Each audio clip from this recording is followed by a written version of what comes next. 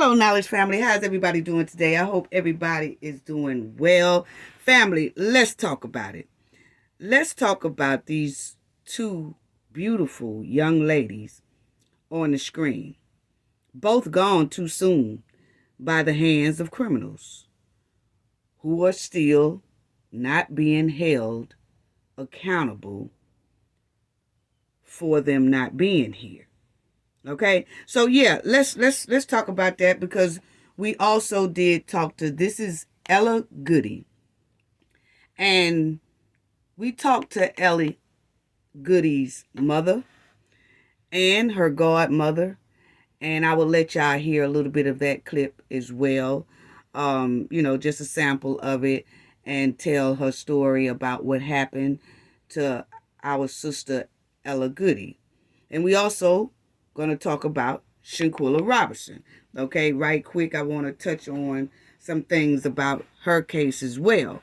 But with a stack of evidence, family, on North Carolina's desk, stack of evidence down there on Louisiana's desk, it seems that with all this evidence, nobody is being held accountable for what happened to these young ladies. It's starting to be a trend, and it's not a good trend. And let's talk about it, family, because this is unreal, especially Ella Goodie's case. Unreal. And Shanquella's case is unreal. And the thing is, when you have so much evidence and then no one still be held accountable, I mean, you know who was last with them. You know who was, they was last seen with. And the evidence is right there laying in a lot of authorities' lap. But nothing is being done. This is terribly disturbing. Okay, so instead, these criminals are walking around free and hasn't been held accountable for Shanquella's deletion and have not been held accountable for Ella Goodie's disappearance, and they have ruled it a homicide. So for her demise, okay? So I tell you what, family, because it's just unbelievable that they have all these criminals. The criminal that did something to Shanquella, the criminal that did something to Ella Goodie, or a menace to society. And they still running around here like it ain't nothing wrong, okay? Now, in Ella's case, this young man, we're going to talk about it. He is in prison, but not for Ella Goodie, what he did to her. That's on a whole nother thing that he did. Oh, family, it's just disturbing all the way around, okay? So, y'all get your coffee, get your tea, and let's sit down and relax. And of course, please open the garage doors and let the bumper cars out because they coming running today. Yes, the bumper cars are coming down on Brandon Francisco. Yeah, that's who Ella Goodie was last seen with. Yeah, so let's ride his bumper real hard today. Yeah, because see, Brandon gonna have to come up off some information. He really is. I'm sorry, Brandon, but you really gonna have to come up off some information, okay? While you down there eating on them cheese crackers or hard bologna sandwiches, whatever they got down there. We gonna need you to tell us something, okay? Now, you got the Cowboy Six, who was, the cause of Shanquella's demise. They still running the streets. And then you got the other criminal that's down there sitting in a prison cell, but not for what he did to Ella. So, like I said, I will let y'all hear.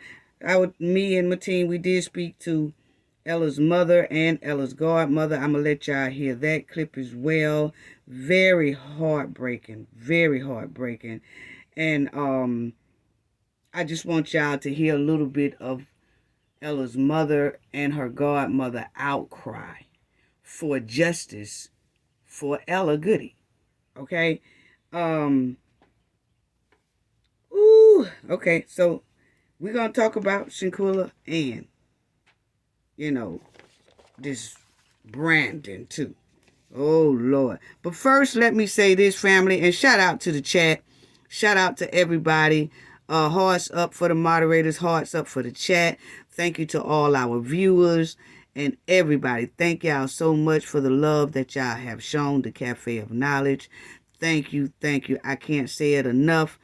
We greatly appreciate it, okay? So let me first start off with this right here. Y'all already know how the deal goes. This video is under fair use, okay? Copyright disclaimer under Section 107 of Copyright Acts of 1976. Allowance is made for fair use for a purpose such as criticism, comment, news reporting, teaching, scholarship, and research. Fair use is a use permitted by copyright statute that might otherwise be infringing. Nonprofit, educational, or personal use tips the balance in favor of fair use. All rights and credit goes directly to its rightful owner. This video is purely for fair use, opinions, and entertainment. Enjoy. Yes, enjoy. So, let's get right on into this right here because, first of all, we still ain't heard about the civil lawsuit yet. They're supposed to be getting the civil lawsuit prepared. And they're supposed to be charging, putting Cowboy 6 on that civil lawsuit as well, their representative said, as well as the FBI, okay? So we're still waiting on that to see what's going down with that. And we still also waiting on the $400,000 worth of boots on the ground for Shanquella Robinson, okay? Yeah, we are waiting on that, okay? Now, this is the biggest conflict of interest right here. Okay?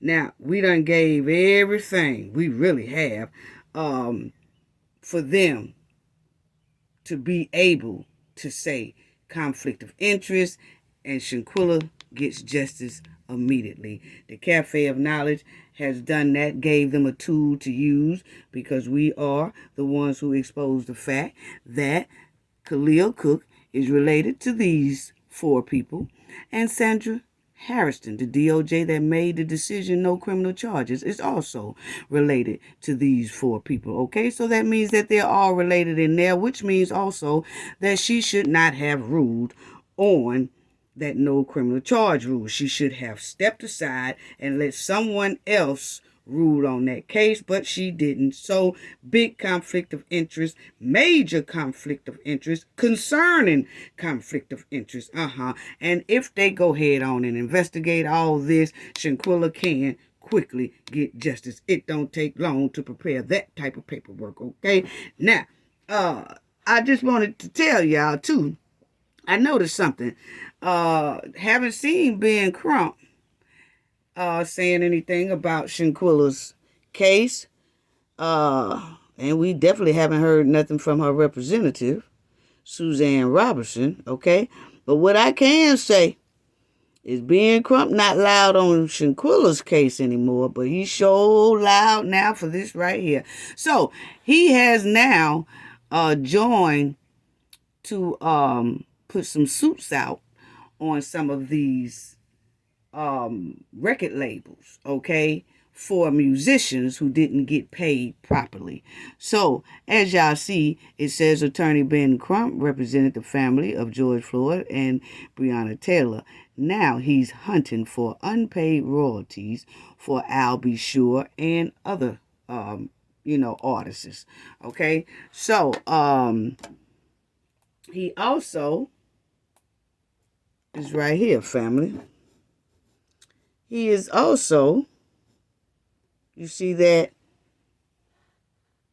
American lawyer Ben Crump says he is preparing a legal case challenging the way record companies are interpreting pre-digital recordings, okay? So, yeah, he's going after record labels that is not paying the artists fairly. And you know, there was a lot of that. A lot of artists wasn't getting the amount of money that they should have been getting, but they, you know, didn't. But I was just looking at, yeah, he is loud in a lot of other areas, and he's taking on a whole lot of other cases, and he's been speaking up for a lot of different things. But we haven't seen him jump back into Shanquella's case at all. Okay, so he's taking a lot of cases and new cases. Meanwhile, Shanquella case is very quiet as hell. Now, being Crump and Suzanne, they haven't been in the news article about the conflict of interest, but I see that being Crump is in the news articles about this right here. Okay, so yeah, they not in that news article about that conflict of interest we just showed, okay? But hopefully Shanquella has until her case has her wrongful death silver suit that has until October the 29th of this year, 2024, and we'll see what we hear and what's going on with that as well. Okay, so right here, y'all will see it says in 2022, the New York R&B producer, songwriter, and singer Al B. Sure spent 2 months in a coma. He survived after a liver transplant, but the ordeal battered his finances. He needed to find every cent he was due from a career working with Usher, Jodeci, and Faith Evans and being sampled by acts like Megan Thee Stallion. So he wants his money. He wants his money. He's not playing about his money for sure. Okay? Yes, no, he ain't playing with it. Okay? So then you have that right there, family. Don't know if y'all can see that real good. Let me blow it up for y'all right here. Okay. It says, he has a new ally from the civil rights world to find what's out there. Ben Crump, the attorney who represents the families of George Floyd, Breonna Taylor, has a new effort underway to audit record labels' royalty payments on behalf of artists, especially legacy acts who may have signed wildly one-sided deals in the past. For someone like Al B. Sure, that could be meaningful. Okay, so yeah, they going after all the royalties, monies that is owed for them, and how these record labels was writing one-sided contracts that basically only benefits the record label and not really the artist. That's what they're saying, family. Okay? So, a lot of artists are afraid to approach labels or even question the accuracy of royalty payments, Sure said. But we're getting like 17 cents checks. What? 17 cents checks? So, you mean tell me they wasting 17 cents worth of paper to send 17 cents out for a check? Ooh, they need to stop. Anyway, I know artists who have sold millions of records who are having a hard time in survival mode when money could be sitting in a portal somewhere. Okay? So that's it right there. So that's what Ben Crump is working on, family, right there. So it's very quiet about Shanquella right now. But that's what Ben Crump, we know, is working on that. But see, my thing is, family, you know the conflict of interest that I just showed everybody, okay? But I do want to say this.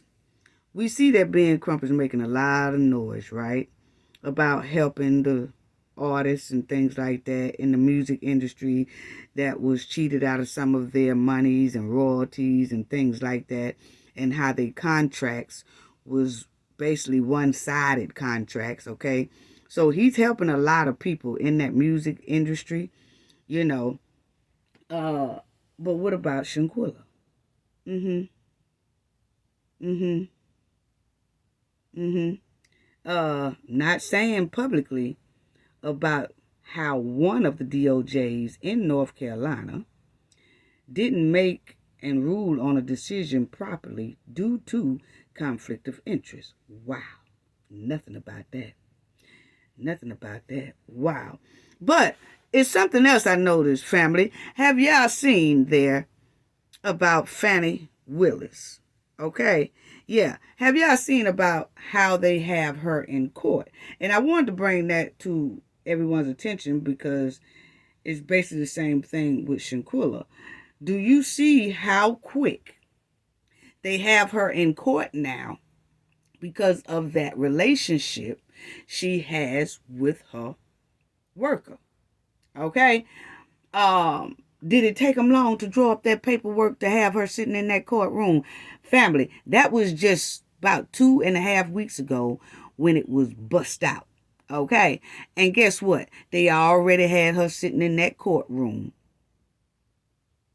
on her about that situation there. That conflict of interest is what they are calling it, okay? Because she's having a relationship with someone who is working on the case with the Trump deal, okay? But I just wanted to show y'all those distractors that come. Oh, it take a whole lot. It take a whole lot. Maybe Shanquella and them representatives, it takes a lot to put a silver suit together. And I showed y'all an article just here last week about how long it really takes to prepare for a civil lawsuit. And it does not take that long. All you got to do is we went over that. It don't take that long to prepare for it. No, it don't. And drop it down. After you drop the civil lawsuit down, then the process after that can be lengthy because they have to set a court date. They have to find the perpetrators who you are suing and things like that. But to prepare for one, it don't take no year to prepare for one. No, it don't. Y'all see how quickly, I just wanted to bring that to y'all attention, that do you see how quickly when Fani Willis was found out, how quickly they prepared her court papers so they could bring her tail into that courtroom. Yeah, matter of fact, let's check that out right quick. Matter of fact, I want y'all to check that out about how quickly they have her answering questions. Let's check that out, matter of fact.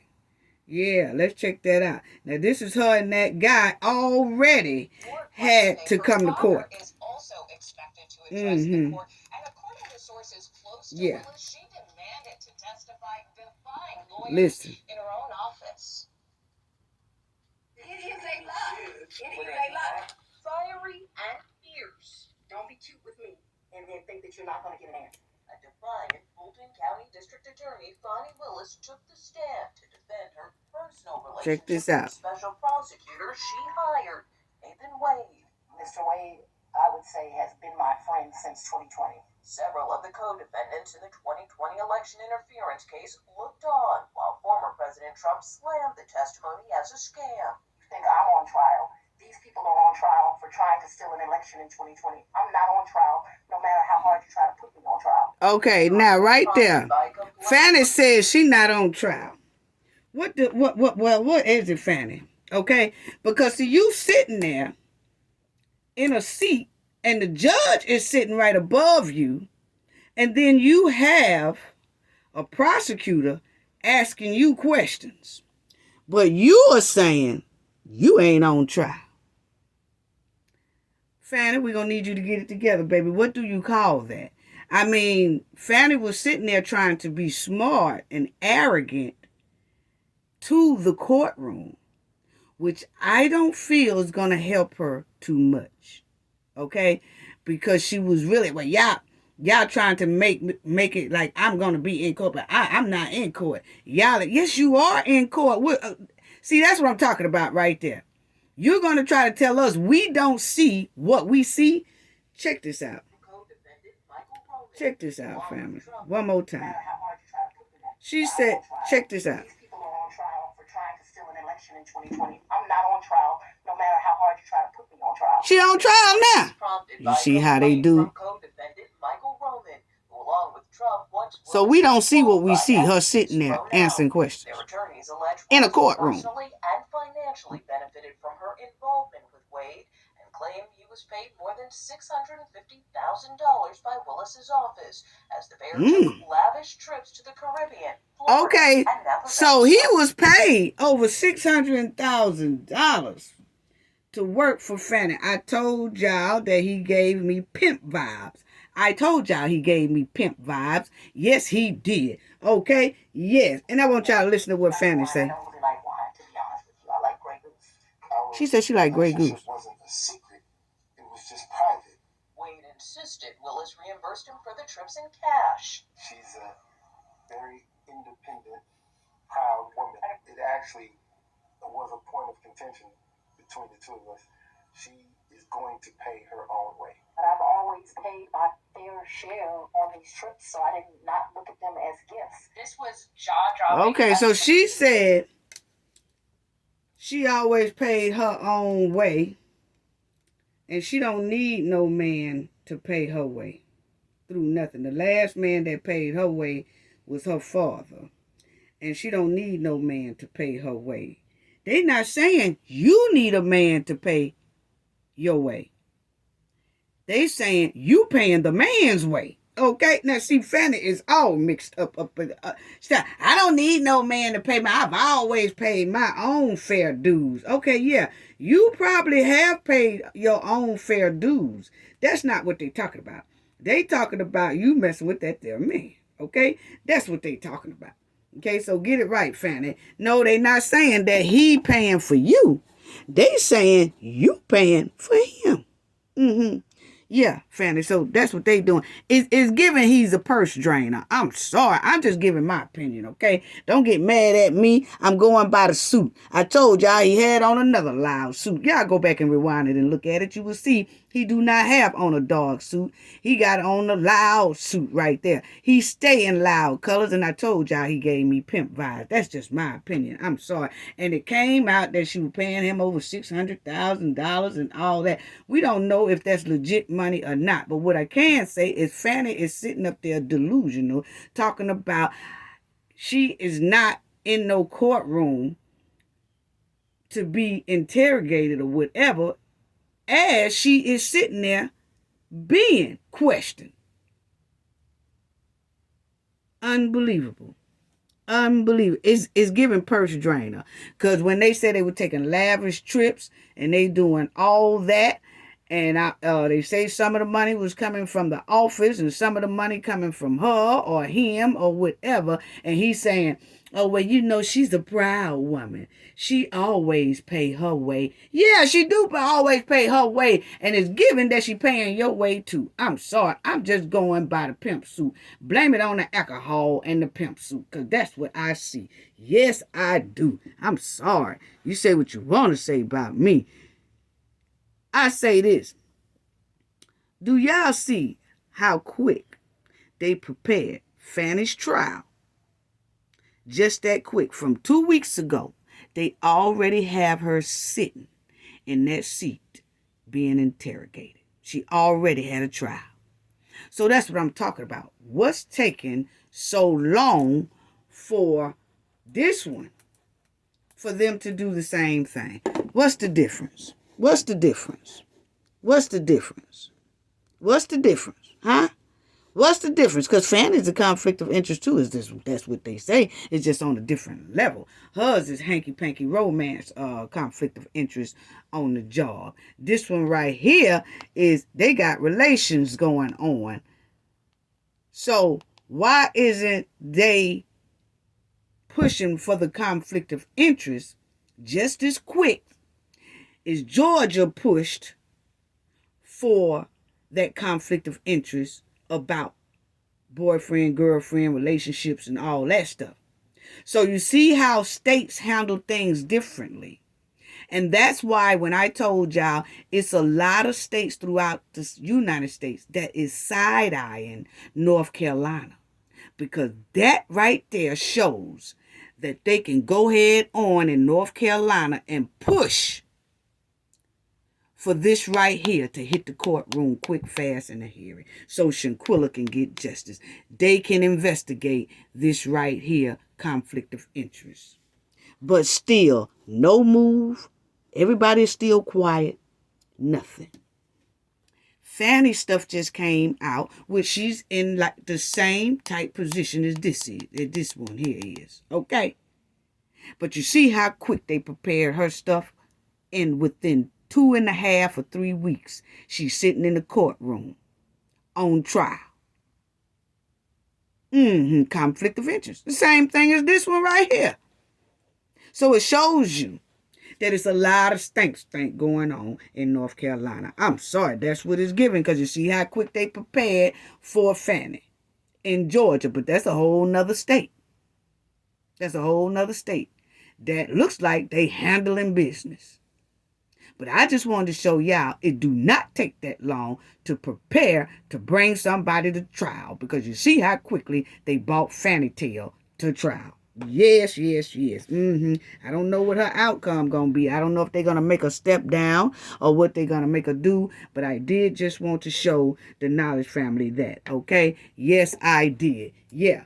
Yeah, I told y'all, family, when them distractors come in there, you know, you have to know when the distractors, who they are and all that. So we will be talking about some mysterious moves pertaining people who is wrapped around Shanquella's case in our next video. You know what I'm saying? We definitely going to be talking about that. Our live also, family, is February the 25th. That's on a Sunday. Okay? February the 25th, that's on a Sunday. It's going to be noontime. Central Time, noon. Okay? And we are going to talk about, you know, where people can call in. And, you know, we have the 5K. Thank you very much again for everybody getting us to that 5K. But we're going to talk about a lot of different things and have a call in. But I'm definitely going to get more into the mysterious moves pertaining people who are wrapped around in Shanquella's case. And it's a lot of mysterious moves that has been made, especially after the conflict of interest was exposed. Yeah. It's a lot of mysterious moves, and we're going to talk about it. We definitely won't stop talking about Shanquella, period, at all. Okay? Because the cafe gave Shanquella representatives, her family, and everybody a lot of tools to use to get Shanquella her immediate justice. Okay? But you see how Fani case went rolling real quick versus Sandra Harris case that has that conflict of interest involved in it. So it's a lot of mysterious moves being made instead of Shanquella's justice being moved rapidly. You know, so we're going to talk about that in the next video, shall we? Yes, we shall, you know. But in my opinion, it does seem like, I know it seems like Crump is bagging back. Because you remember that tweet that he did about Shanquella? And let me show y'all that. You remember that tweet that we talked about last, a couple of videos ago, when he wrote this right here, when on Shanquella's anniversary death that just passed here. You remember he did that? Shanquella Robinson. He said Shanquella Robinson passed 1 year ago today while vacationing in Cabo, St. Lucas. Shanquella's family is still looking for her deleter. Oftentimes, black family must fight. Okay, but the point is, you see how he doesn't say the Robinson family is looking for the deleter. He does not mention Dejanay's name, so you could tell that he's pulling out. He doesn't mention the Robinson's name. Okay, those are clear. Well, in my opinion, that's just a sign that he's bagging off, because you notice he did not say the Robinsons. But then me and the team was talking and we said, Now he's saying Shanquella's family not using the Robinson. You remember when Mr. Robinson, a lot of people was trying to take over, well, not a lot of people, but one specific person was trying to take over the Robinson's name and have Shanquella name, I guess, trademarked or whatever. But I noticed that is Mr. Robinson pushing real hard for his name, because I noticed now that the being Crump said Shanquella's family, not the Robinson's family. Because, see, the Robinson last name belonged to Mr. Robinson. Point blank, period. I don't care how nobody want to put it, how nobody want to try to trademark it or whatever. How you going to trademark something that's not yours? It's that man's. So, allegedly, but that came out the horse's mouth. Okay, Mr. Robinson said that himself. Okay, so what I'm saying is, I've noticed that now they're not saying the Robinson family. He didn't say the Robinson family is still looking for Shanquella's deleter. He didn't say that. He just said Shanquella's family. Now they leaving the Robinson out. So, is Mr. Robinson raising hell about his last name, and is it making an impact? Because it's mighty strange. They ain't using that Robinson name too tough and hard. And then again, it's been very, very quiet. Y'all remember that, family? So, So it's a lot of things. I told you, a whole lot of mysterious moves are being made here. Since all this conflict of interest here done bust out. Yes.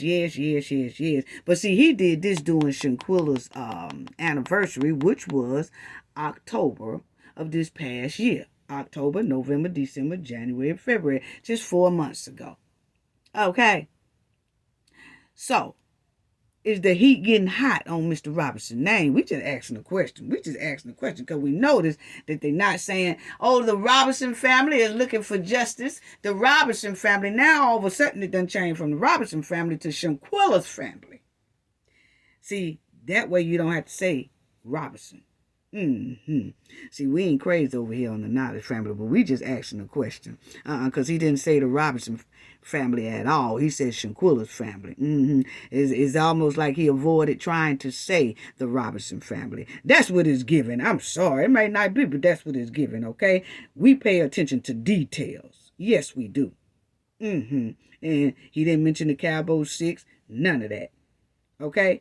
So, like we said, Shanquella case has been used and abused and dogged out and covered up, and people are standing in the way trying not to give her justice, even though we have all the evidence right in everybody's face for her to get justice. We got the Class H felony where they done attacked her with no clothes on and all that. She didn't give them permission to do that. And then you got the conflict of interest. You got all that. But somehow, this young lady on this screen is still waiting for justice. Why is that? So we're gonna hold on and see what's really going on with the silver suit, okay? Because we done gave them a whole lot of tools to get Shanquella her justice immediately. Yes, we have. And one thing about it, the Knowledge family and our team has never wavered from Shanquella's story. We never flip-flopped on Shanquella's justice.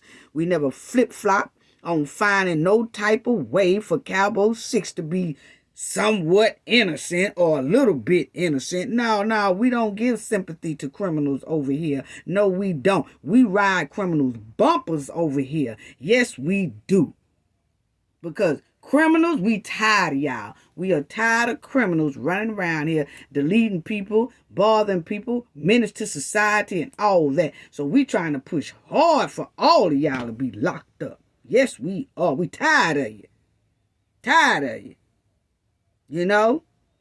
And we never gave Cowboy 6 a pass for what they did to Shanquella, and we never will.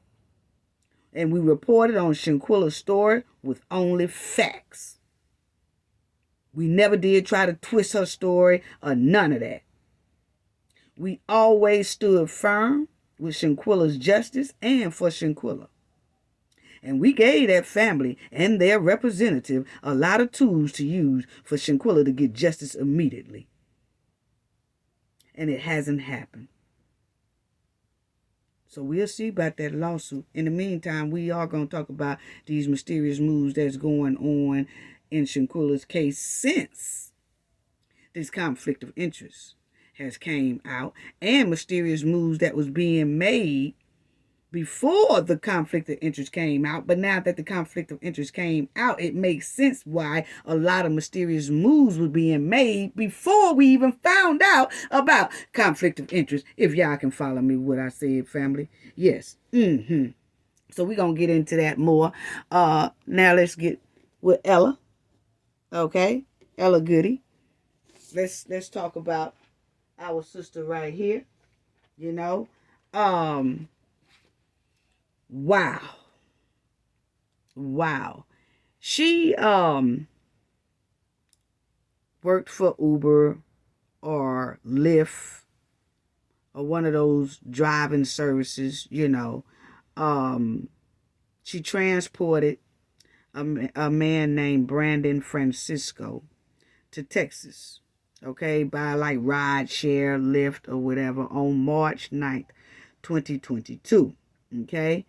And when he called for her, he wanted her to take him to Texas. She lives in Louisiana. Louisiana and Texas probably is about, we're going to go through the distance. I forgot how many miles away, but that's a trip that a lot of people take a lot because it's not that far, a couple of hours. But the point is, you know, you could quickly make that trip and come back from where she and he live in Louisiana. She could get to Houston real quick, drop him off or whatever, okay? But anyway, she went to pick him up, ride share. She picked him up, and she's never been seen again, okay? Her phone last pinged around the Iowa area in Louisiana, and after that, no more traction. Then her car was seen going towards Houston or something, and then her car winds up in far north Houston, like up there by Dallas, which is a long way from Houston. Her car was in Dallas, and then the traffic cameras caught her car coming back from far north Texas back into Louisiana, okay? They say it was her. I'm not going to say it was her, okay? But the point is, when she picked him up, nobody have seen Ella Goodie again, okay? And then he winds up in Missouri, and Ella car winds up in Missouri where he was at, okay? So we're going to get into that, and I'm going to read the article so that y'all can understand more. But he went to Missouri. He was running from the law in Louisiana is what he was doing, okay? And then he called for her to pick him up because he wanted to go to Houston. So she wanted to make that quick money. She went on ahead and picked him up to take him to Houston, but she winds up missing. But he winds up somehow going to Houston, coming back to Louisiana, or then he winds up there in North Dallas, North Texas, and then her car is seen coming back on traffic cameras back to Louisiana. Then the car is later found in Missouri, okay? But she's nowhere to be found, okay? And they apprehended him in Missouri because he had a warrant, because he had supposed to have been in court in Louisiana, but he didn't go to court in Louisiana. Instead, he got a ride from Ella and then took a car and went all over Texas and Missouri and back to Louisiana and then back to Missouri. Okay? So he was arrested in Missouri on March 25th, 2022 on a separate crime. Okay? And it was a passenger in that car with him when they caught him in Missouri. But he had been in Missouri damn near 2 weeks before they realized her car was there. Then they found her car. After they arrested him, they found her car like a week and a half later.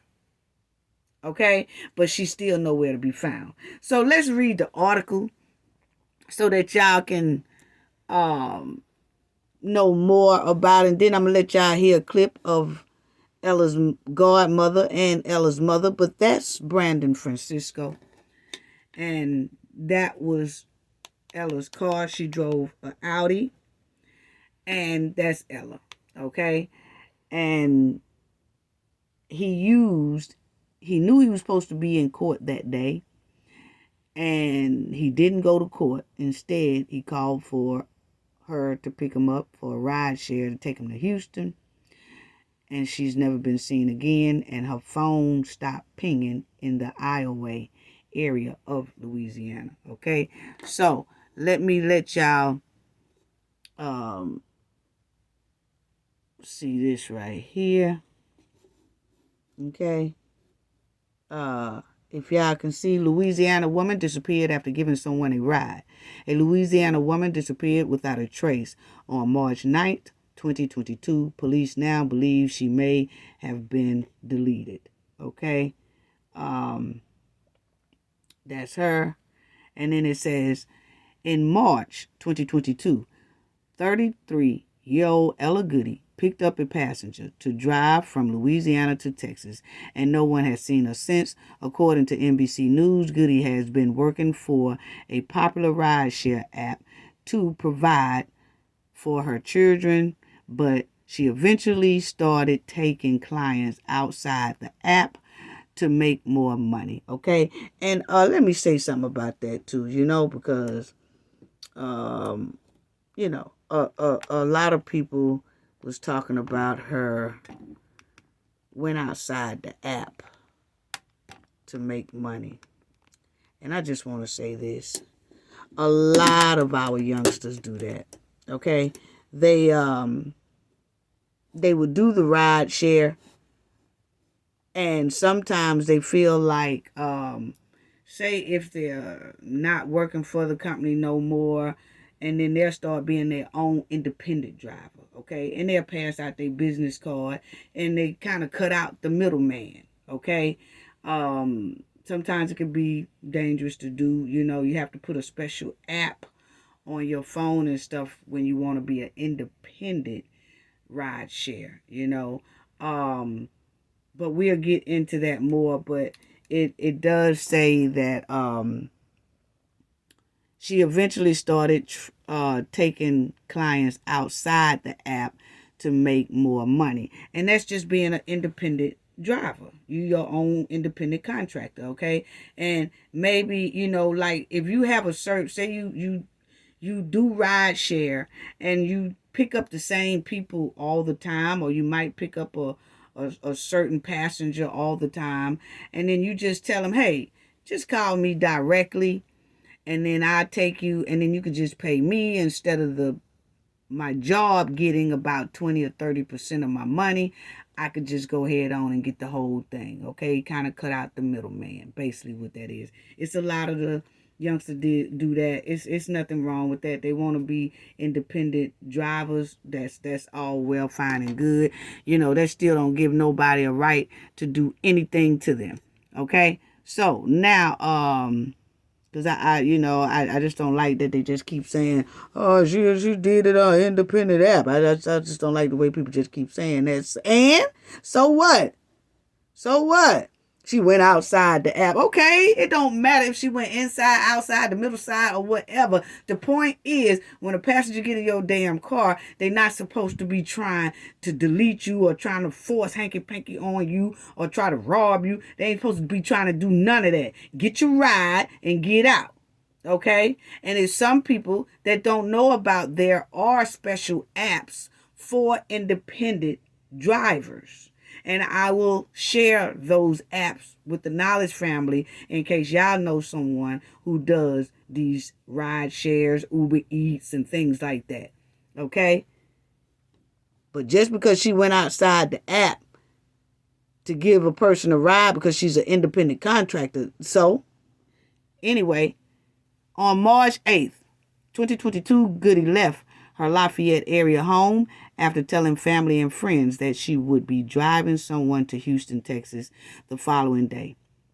Goodie's two teenage children weren't immediately concerned when their mom wasn't right back home, but Goodie's brother filed a missing report when she was still missing on March the 11th.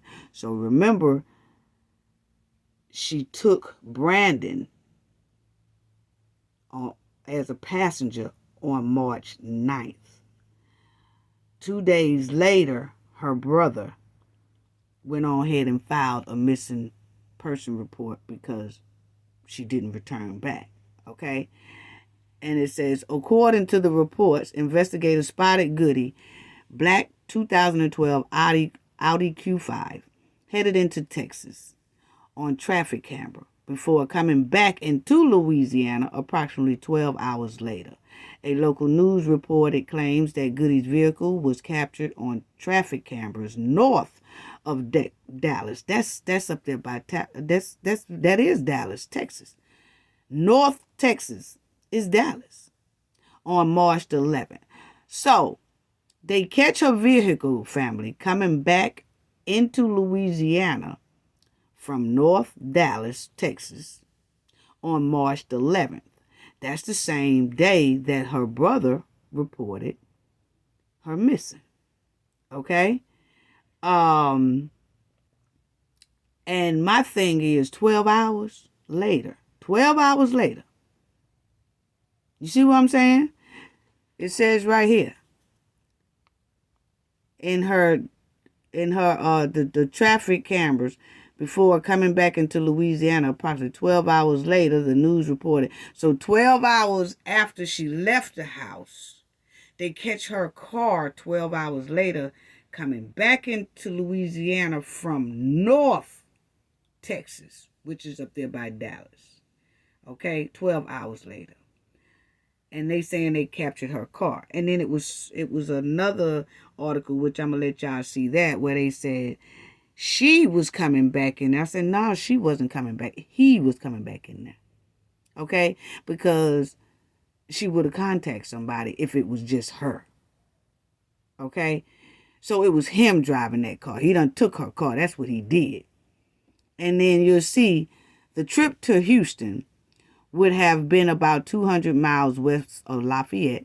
Dallas is 200 miles north of Houston. Because he told her when he called for the ride that he wanted to go to Houston. But he wound up in North Dallas, Texas. Okay. That's a long way from Houston. So he lied, point blank period. Then it says police identified Brandon Jermaine Francisco as the person who last saw Goodie, and he was arrested on an outstanding unrelated warrant in St. Joseph, Missouri on March 25th, 2022. 1 week later, Goodie's vehicle was also found in St. Joseph, Missouri. Okay? So understand, family. He called for that ride on March the 9th. She let him in her car to take him to Houston. Then the report says that her phone stopped pinging in Iowa, Louisiana. That's not too far from most likely where she picked him up at. I will show y'all a map of that. Okay, so that was all on the 9th. She hasn't been seen since the 9th. Okay? Then on the 11th, 2 days later, her car is spotted coming from North Texas, Dallas, headed back in to Louisiana. They caught that on traffic cameras. Okay, that's on the 11th.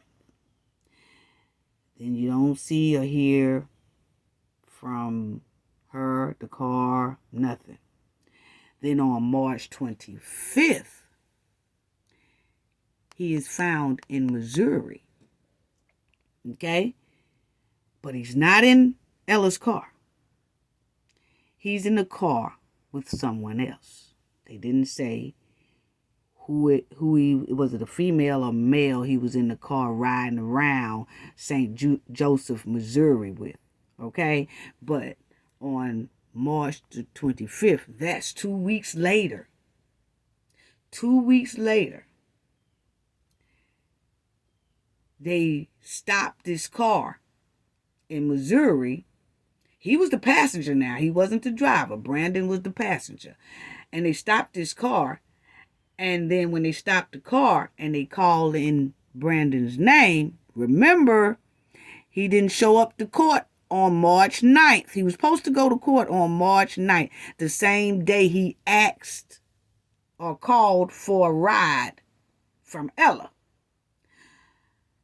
So she didn't know that, he asking for a ride because he jump in court. He don't want to go to court. She don't know that.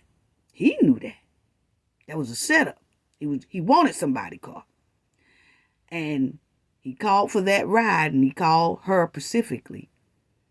And then she let him in the car, not knowing that he should have been in court in Louisiana. And she's not knowing that he's going to take my car because he don't want to go to court. And he going to jump bail and go on up somewhere up north in Missouri. She didn't know that. So anyway, when he gets pulled over in Missouri, he's the passenger. And they call his name in. And that's when Louisiana says he's supposed to have been in court. It's a warrant out for his arrest. And we coming to get him. So, St. Joseph Police Department in Missouri, they then say, well, Louisiana is coming to get you to extradite you back to Louisiana because you supposed to have been in court for a crime that you had already did, which was second-degree attempted deletion, family. Okay, we're going to get into that in a minute. Okay, so that's when Louisiana went and got him and transported him back to Louisiana, but it had nothing to do with Ella's disappearance. Okay, then a week later, April 1st, they find Ella's car in Missouri, close to where he was when he got pulled over by with a friend or whatever. But they found her car in Missouri. Okay? And he happens to so-called be in Missouri. So anyway, y'all will see, on March 25th, 1 week later, Goodie's vehicle was also found in St. Joseph. On May 3rd, 2022, almost 2 months after Goodie's disappearance, the Louisiana State Police Department posted an update on their Facebook page stating that they were transitioning the missing person case into a homicide investigation based on investigative techniques and witness statements. So, on March 3rd, 2022, they went on and declared Ella Goodie's disappearance a homicide. Okay? And it says based on investigative techniques and witness statements. Who was the witness statement? Was it the person that he was found in the car with in Missouri? Because remind you, they pulled him over in Missouri and he was the passenger. He wasn't driving. So he had already been in Missouri for 2 weeks then. So that person that he was riding with, was he staying with that person and all that, and then he confided into that person? Because it says witness statements and investigative techniques is why they came to the conclusion that Ella Goodie case needs to be transitioned to a homicide. Okay? To a murder, whatever. So we're going to check that out on that. And then it says Francisco, whose criminal history reportedly dates back 20 years. Yeah, He is something else, family. I'm telling you, this man here is something else. Y'all wouldn't believe it. His criminal record dates back 20 years. Was extradited back to Louisiana, where he was already facing charges for a 2018 pow pow. In October 2022, he pleaded guilty to the charges stemming from that incident and was sentenced to 30 years in prison. So that is the reason why he was supposed to go to court on March 9th, okay? When he didn't go and then convinced Ella to take him to Houston. That's where she thought she was taking him. But really, he wanted to take her car, basically, okay? So you see that he missed court because he was supposed to go to court for a pow pow he did on someone else. And we're going to talk about that right there. That was why he was supposed to have been in court March 9th. But he was like, nah, I ain't going no court. I'm finna jump bail on them. I ain't going because, they also was trying to revoke his bond because they said he wasn't appearing at his court hearings the way he should have. See, he was out on bond for that attempted deletion. And then when he was out on bond and was supposed to report to court, he would miss court. And then he would say, oh, I'm sick, I can't make it. And then they say his lawyer would call the courts and say, hey, they say he used COVID as the excuse one time. And then the courts let him slide with that. But then it was a prosecutor that said, no, we need to revoke his bond. So he was going to court March 9th for the revoked bond hearing. They was getting ready to revoke his bond. So he knew if he showed up March 9th, that hearing was to revoke his bond. And he didn't want to do that. He didn't want to do that. Because he knew he wasn't going to get back out no more.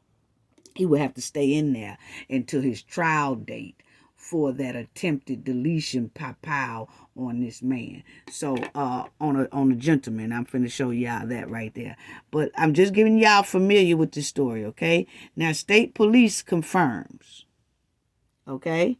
It says state police confirms Ella Goodie deletion case now in the hands of is Calcasieu, okay, Louisiana, okay? I'm just going to be saying Cal, okay? I ain't got time for all them crazy names.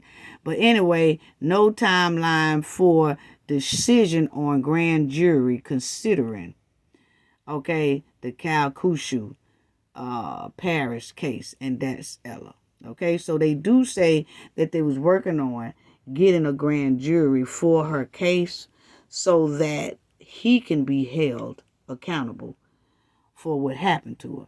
And then you'll see right here, it says, let me see. Yeah, you see right here, it says, there has been a major development in the case of a missing woman from Scott who disappeared while driving a rideshare client from Louisiana to Texas in 2022. TFC Derek Senegal, the public information officer for Louisiana State Police, Troop D, has confirmed to News Channel 5 that the case involving Ella Goodie, 32, was handed over to the Calcasieu Parish District Attorney's Office on March 17th, 2023.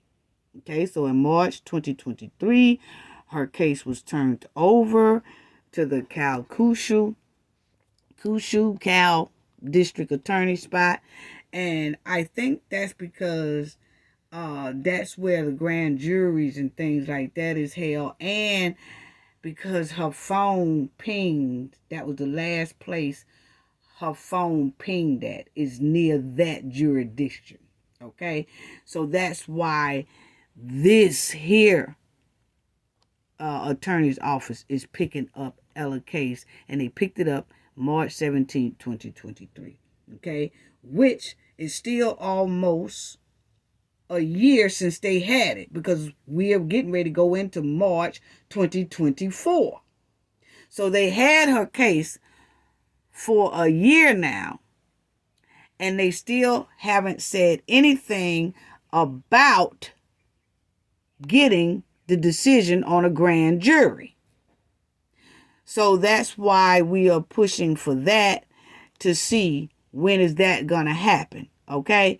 And it says Louisiana State Police Troop D has confirmed that the case involving the 2022 disappearance and deletion of Ella Goodie has been handed over to that Cal Parish District. Okay. And we're gonna talk more into that, because I did talk to some people over there. But I'll let y'all know all the tea on that.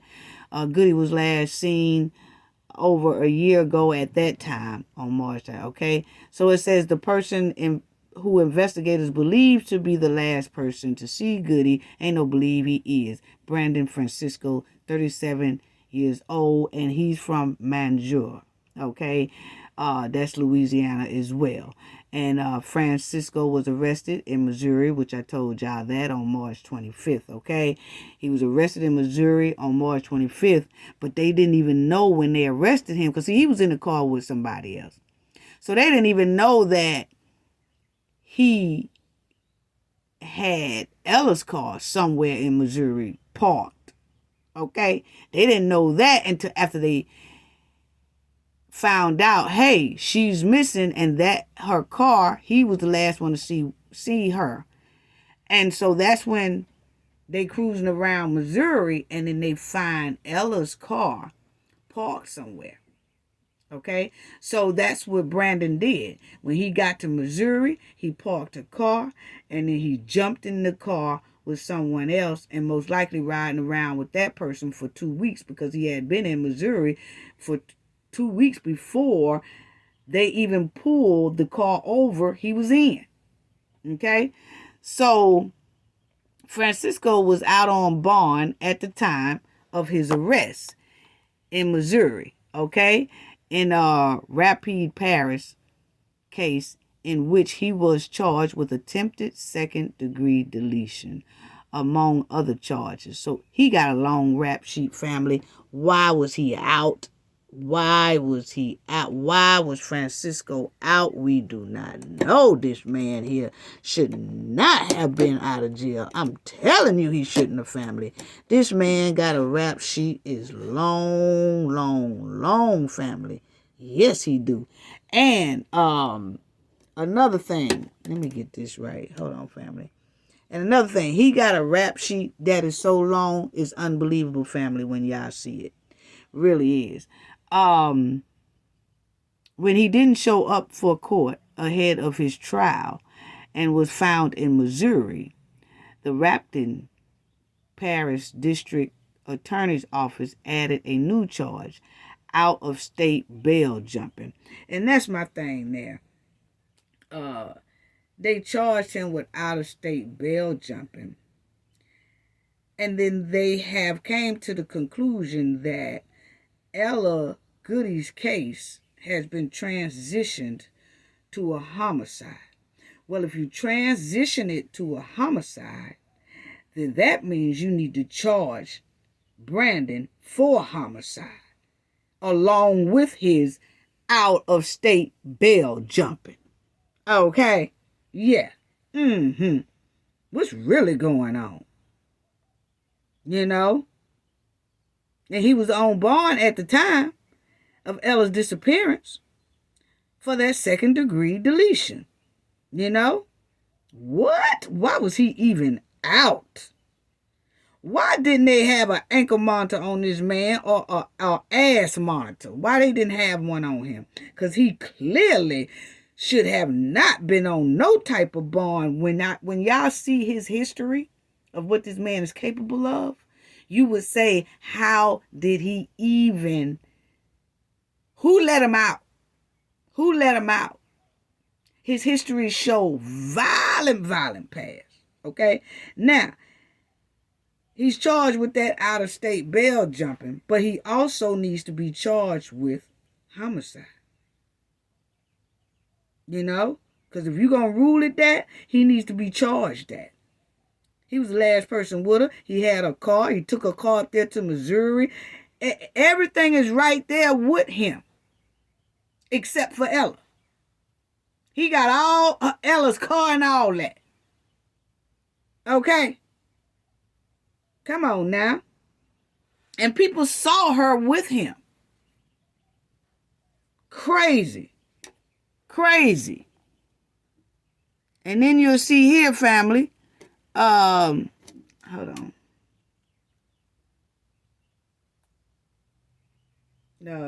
Okay. And then you'll see here on this one. I want y'all to see this one too, because this is all just unbelievable. Unbelievable. Y'all will see this right here, family. It says last October, Francisco pleaded guilty as charges of that attempted deletion.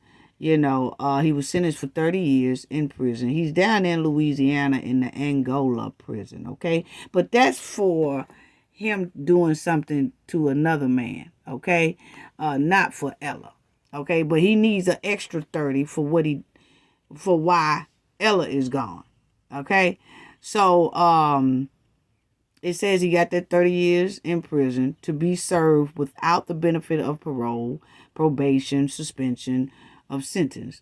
All the other charges was dropped. So he must have made a deal with him. Okay. He had to. It is important to note that Louisiana State Trooper told us that Francisco is still considered a person of interest in Ella Goodie's case. As for why the case is in the hands of the Calcasieu Parish District Attorney's Office, that's because GPS cell phone records tracked her last known movements near Iowa. Now, I know y'all think that's Iowa.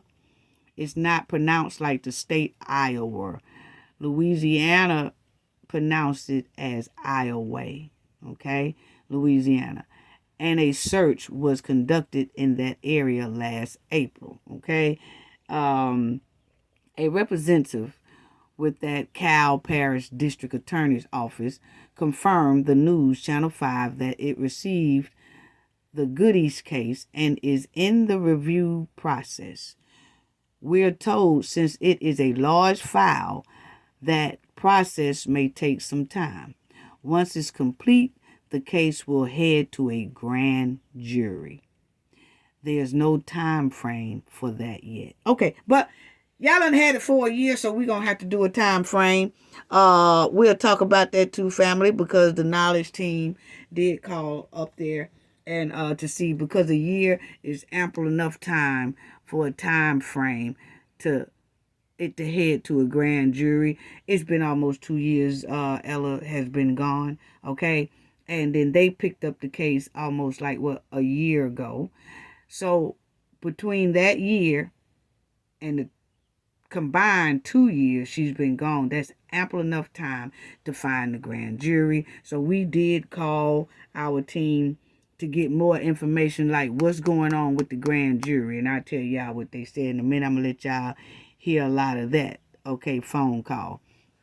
Now, Channel 5 reached out to Francisco Alexander's attorney, Tiffany, for comments of the news that Goodie's case is now in the hands of the district attorney's office and the fact of her client. But basically, she said she don't, his attorney, he had the attorney for the attempted deletion on a man, okay? She's saying she's not his attorney for this right here about Ella's. Not yet. He ain't had or nothing like that. So she don't really know anything about none of that, okay? So I think I already did that. Yeah, I did that. Okay, so we already read that right there. And they did put a billboard out for Ella. As you see, she was on a billboard missing. That's when it first happened. That's Francisco, okay, of course. In a separate matter, remains a person in interest. They talking about for Ella's case, okay? And that's they just showing that he pleaded guilty on that second degree charge, and he must have did some type of deal because he got with 30 years. Okay, and you'll see Brandon Francisco, 36 years old, of Manjur, has entered a guilty plea to a charge. He did enter that guilty plea. I wanted y'all to see something else. Yeah, this is one of the district attorney men who put them 30 years on to Brandon, and he said this is good, a very good resolution for the people of Rapton Parish. Mr. Francisco is a very dangerous criminal. We're excited to be able to send him to Angola for 30 years. So he's in the harshest prison that they have in Louisiana, for sure. He is in the harshest. But that's for something else. That's not for Ella. Okay? He need an extra 30 years put on to them 30. Okay? And it says that puts him away until past 2050.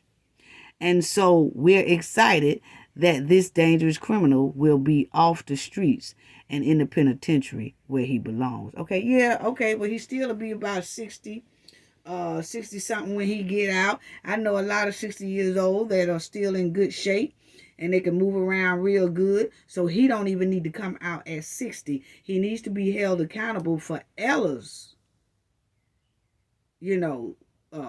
deletion.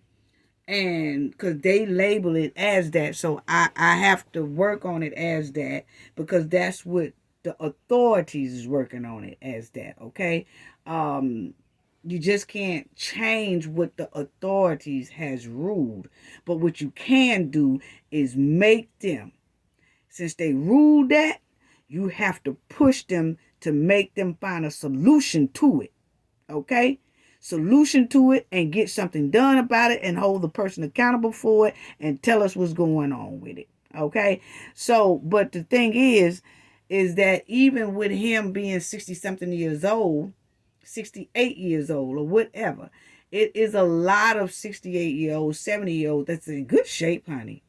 So with him coming out even at 69, 70 years old, he could still be in good enough shape to harm somebody. Because when I show y'all what his past is unbelievable, he don't never need to hit the streets. And to make sure that don't happen, he needs to be charged for Ella as well. And add another 30 to it. And then that way it'll be 60 years. And then people can feel safe that he will never come out. Even though they say, oh, he can't come out early. I don't care. It's a lot of 60-something. He'll be 60-something years old when he get out. He'll still be in good shape. Probably. We just saying. Here, y'all would see, in a separate matter, Francisco, a person of interest, Ella's supposed to have been taking him to Houston, Texas, but that's where she was last seen, and that this is still that district attorney man who is talking that put those 30 years on to Brandon for that other crime he did, okay? And he said, my heart goes out to all the victims that he has been impacted, that have been impacted by Mr. Francisco. So you see, there's a lot of victims that he had. Okay? He had a lot of victims, family. Okay? He had a lot of victims. This man had a lot of victims. And it says, there's the other case that's going on in South Louisiana. That's Ella. We're going to do everything in our power. Of course, we're not handling in that case, but anything we can do to help the DAs and the state police in the connection with those cases, we're going to offer our assistance to them. Our case is not directly related to theirs, but anything that we can do to assist them, we're going to offer our help to them. Okay? So,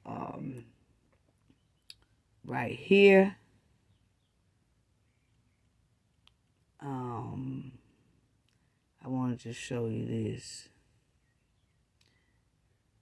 he was held without bond until he got extradited back to Louisiana.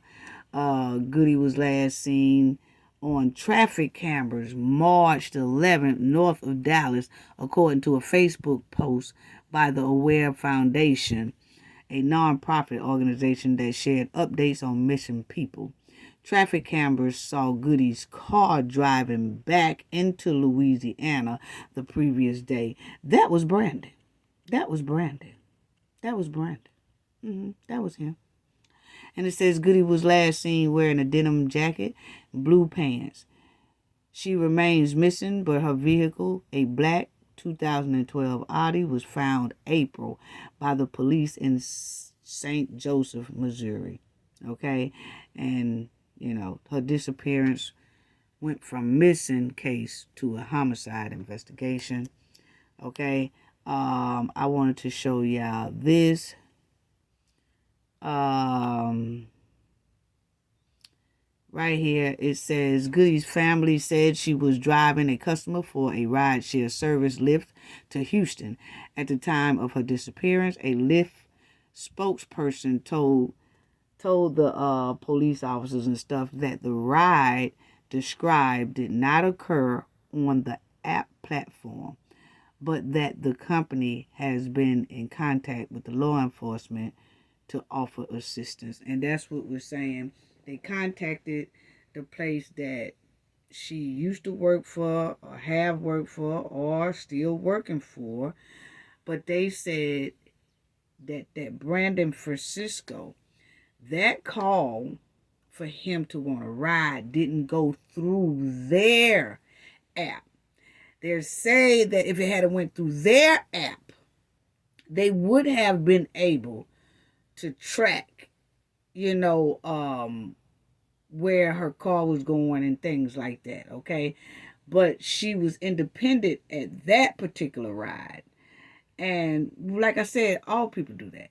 Not all, but some people who have those type of jobs do that. They independent.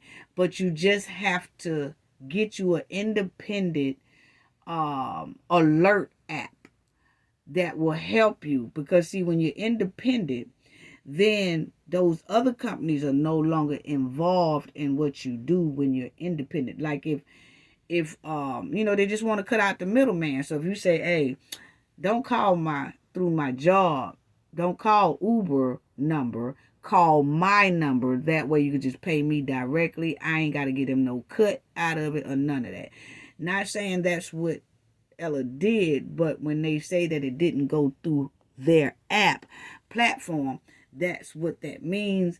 Independent, like you be an independent contractor. Sometimes some of your rides will go through the app, but then it's sometimes if you kind of picked up a person a couple of times or something, you get used to them, you just tell them, hey, here go my business card, just call me directly, I'll take you where you need to go, and then you just pay me. So that's most likely what happened, okay? But when you do that, you just have to have your own independent app. And I think it's free. I think that independent app I'm talking about is free. I know it is free. So I'm going to give y'all what that is. But it says, it was another thing I wanted to show y'all. And that's where they was going to revoke his bond. You see right there. See, if he had showed up to court, Francisco was to have been in District Judge Greg courtroom in Alexandria March 9th for a hearing on a request to revoke his bond. So see, that's why he didn't go on March the 9th, because he knew that if he'd walked in that courtroom, they was going to what, family? Revoke his bond, because he had already missed one court hearing. And so the prosecutor said, hey, look here, Judge, we need to bring him back. We want to revoke his bond because he don't know how to act. He won't come in here on days he's supposed to come in here. He ain't following his probation. He ain't following nothing until his trial. See, he was out on bond until he go to trial for that second degree deletion attempted deletion that he tried to do on that man. Okay? So he was out on bond on that, but he wasn't following rules. So that's when the prosecutors requested that he come in March the 9th. And they was going to revoke, they was requesting for his bond to be revoked. Well, Brandon, little smart ass, decided he wasn't going to go to court, that what he was going to do is pull out that card that Ella had, business card, and say, hey, I want you to take me to Houston. And she said, okay, I could do that. Shoot, that's going to be some pretty good money there. I'll make the drive from here to Houston, about a 2-hour drive or whatever. Yeah, I'll do that. But the whole time, he wasn't trying to get no ride. He was trying to get a damn car because he wanted to flee and jump the state, get out of Louisiana and go up there to Missouri. And he was hoping to stay in Missouri and never come back to Louisiana, as he didn't even want to do no time for that attempted deletion that he did. He didn't even show up on March 9th, is when he was supposed to come to court and they was going to revoke his bond. But instead, March 9th, he called Ella Goodie and told her he needed a ride to Houston. But actually, he was just trying to get her over there to where he was, and he'd get in the car as a passenger, and then he'd take her damn car. That's what he did. But anyway, so here, I wanted y'all to see something else right here. It says, the hearing concerned Frisco alleged role in a Christmas Eve pow in 2018 that critically wounded a man in the Raptor Paris town, of Chinville, Frisco, and another Monsieur man, that's where they from, and his name was Travell Lewis, are accused of powing a man on the side of US 71 and stealing his vehicle. So Frisco, Francis Brandon, and his little friend, Travell, they powed a man in 2018 and took his car. And that was so that's what he was supposed to been going to court for. But he jumped bail. He didn't want to come back to court. You'll see the victim was later found wounded in a nearby ditch. Wow. At that time. So once they powed this man, they left him for dead in a ditch. And then they took his car. But they didn't expect for him to live, but he did. Somebody found him in a ditch. And Francisco faces charges on that attempted second-degree deletion. And then you'll see conspiracy to commit the crime, obstruction of justice, and unauthorized use of a motor vehicle in connection to that case. He pleaded not guilty to all charges, but then you see later that I showed y'all, he went on ahead and pleaded guilty, and that's where he got the 33 years at, yeah, So, check this out too, family, y'all will see that it says search dogs and volunteers from the Cascade Foundation and Louisiana Search Dogs Association are aiding the search. So they was out looking for Ella when they found her car abandoned up there in Missouri. They went and got a car, bought a car back, and all that, and that's how that goes. We are able to provide another toolbox. So as you see right here, I want y'all to see this. Many of our dogs have been trained to sniff electronic devices, including cell phones, thumb drives, SIM cards, which have a recognizable chemical odor. So they did. Y'all see that right there?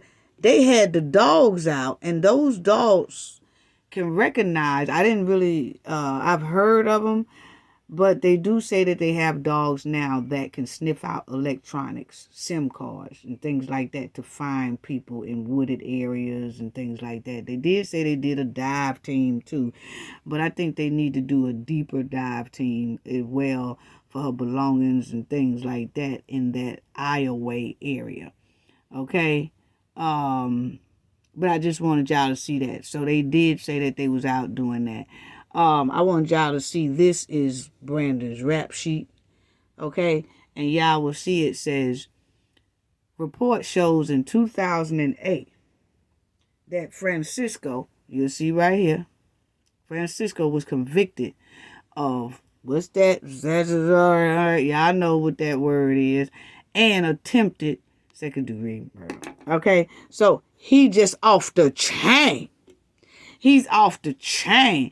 Then it says later, that was just in 2008 now. So in 2008, he tried to R-word somebody, a female, and he tried to delete that female. She lived. Okay? And family, I don't want to say the word. How do I say? Okay. He poked her with the metal object, with a sharp metal object over 20-something times. Okay? And she was only 17 years old. But it was his girlfriend. Okay? So that's what that 2008 incident is. So I'll let y'all hear more about that. Later in 2018, he was charged with that attempted deletion and conspiracy and stuff of that man that him and his homeboy pow and then left him for deletion, you know? So Brandon is something. He is something, okay? Now, this is that girl's friend. The one that I told y'all in the 2008 that he did what he did. This is her friend telling the story about what Brandon did to her close friend. Says, he broke into my girlfriend's house. Y'all see what it say up? Wait a minute. No, y'all can't even see that. Okay, can y'all see it now? Okay. Let me blow it up a little bit. No, I can't blow it up. I'll do it like this. Okay, so this is what she said he did to her. Okay? He broke into my girlfriend's house. And y'all see what he said. Poked her 23 times and left her for deleted. Okay? That's what her friend said. Charles said she remembers the day well. The day her hometown newspaper in Marksville, Louisiana read, 17-year-old mother poked by boyfriend. And he poked her 23 times, family. Reports say Brandon Francisco broke into Tiana Jacobs' apartment in the early morning hours of August the 4th, 2008, while Jacob and 2.5-year-old daughter slept. Francisco began poking her, police said. Authorities also reported Jacob and Francisco had recently broke up. Okay, now she was only 17 years old. Okay, and then it says, right now, he is incarcerated. This is what her friends say. He's in there now, but she's telling this story about when he did that to her friend. Say right now he's incarcerated, but in 2008, he also got a charge for cardinal knowledge of a juvenile. Y'all know what cardinal knowledge of a juvenile is. That means that what he did was all word, hanky-panky, without the consent, okay? So that's what he did. He busted in his girlfriend's house. She didn't want him in there. And he tried to force hanky-panky, poked her about 23 times, left her for deleted, but she didn't pass, okay? So that's what that's for. That's what that says. And then you'll see it says in 2018, that's when he got another attempted deletion charge. So see, he done had two attempted deletion. His girlfriend lived after 23 poked. The man lived after they pow him. and left him in the ditch. 4 died. So Francisco is not a good man at all. Okay? And it says, then he was arrested, for that. And then it says, then he's arrested for that. He's the last person who was seen with Ella. Okay? The girl said. The day Ella Goodie went missing, March 9th, was also the day that he failed to appear in court for attempted, So, family, that just shows you how dangerous Francisco is. He's been doing this for a long time. He is no joke. And everybody that he puts his hands on, he do something tremendously horrible. Which is probably why the police transitioned Ella's case to deletion. Okay? And along with the witnesses, what all the witnesses said, because they do say that according to witnesses, they went off of witness statement and they went off of investigators' technique. So it's something in there that they have is the reason why they now say deletion for Ella's case. Okay? And on top of that, when you read his rap sheet, he does not leave nobody alive if he can help it.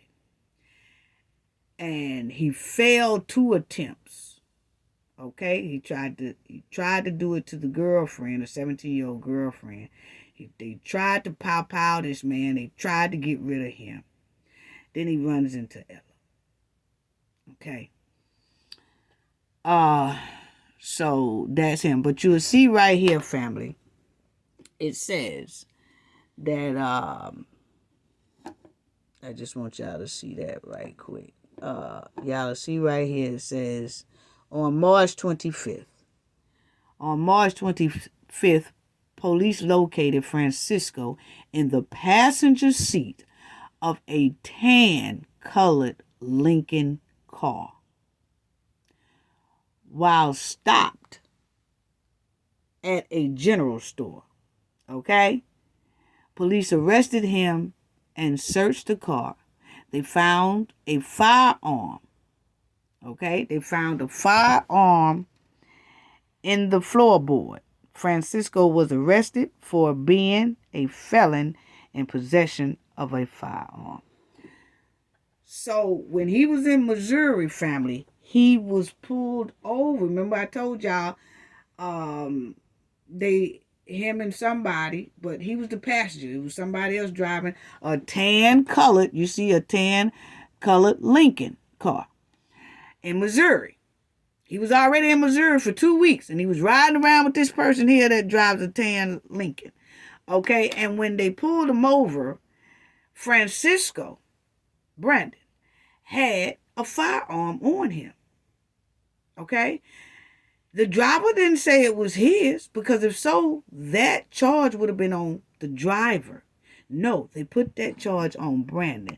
So evidently the passenger must have said, that's not my gun, that's his shit. Okay? Which alarms me even more that Francisco had a gun in his possession, because that leads me to believe he had it also when he was with Ella. And he will use it because he used it on the guy that he thought he deleted and put in a ditch. But that guy survived.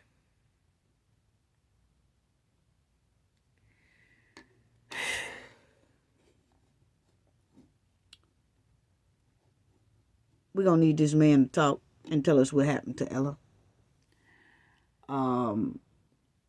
Francisco has only been referred to as a person of interest or whatever. Okay. But my thing is,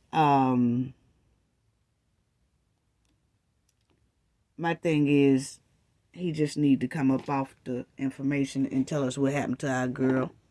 Tell us what happened to our sister. Please do. I mean, that's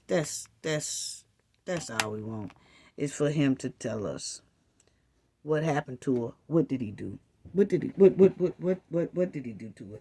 But anyway, now that y'all have a lot of that information right there on who he is, what Ella case was about, and all that stuff, I'm gonna let y'all hear a little clip of her mother at the same time, okay?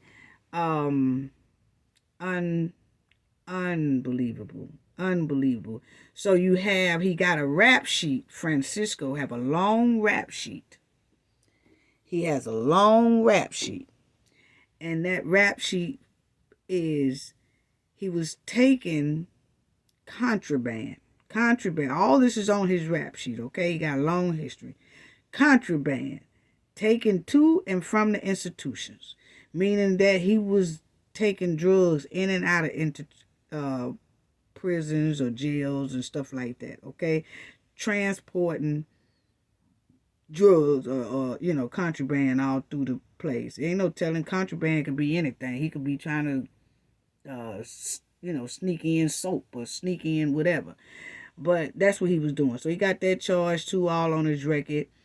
Contempt of court, attempted deletion 2 times, jumping bail, jumping out of state bail, carrying firearm in his possession by a felony, which he ain't supposed to have, unauthorized use of a vehicle 2 times, because remember, he did that with the man that he powed and left in a ditch.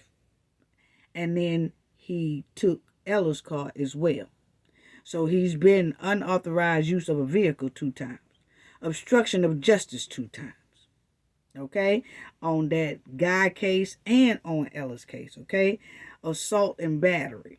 That's on that girlfriend. Okay? And then the R word that he did. Okay? And then criminal conspiracy. Okay? He got a long rap sheet. This is not a good man. This is a dangerous man. He has a deadened look in his eyes that he is very demonic, okay? And everyone that he done came in contact with, he has left them on a string of life. They holding on by a string. The girlfriend did when he poked her 23 sometimes. She barely survived. And that man, that him and his friend, they took that man's car. They powed him and put him in a ditch thinking he was gone. And that man was holding on to a little string of life when he was found. So I don't feel good about Brandon being the last one with our baby girl, Ella. And that's why I want Brandon to be held accountable. And I'm going to let y'all hear I made some phone calls, family.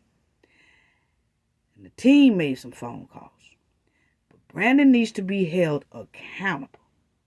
And the state of Louisiana needs to make sure that Ella gets the justice that she needs. Because if you ask me, they are the reason why he was able to get to our sister. Because if they had her, booked him, and locked him a long time ago after he poked somebody for 23 times, he shouldn't have been out then. Then he's out, and then he does this to this man. Then he gets back out again. So at least the state of Louisiana at least owe the mother of Ella Goodie and Ella Goodie's family at least the hard-earned respect to charge this man and bring this man into the courtroom. Because actually, Ella was failed by them giving him so much rope. Why did he have so much rope? And y'all know how Cafe do. Do I have to dig and see, do he got any relatives?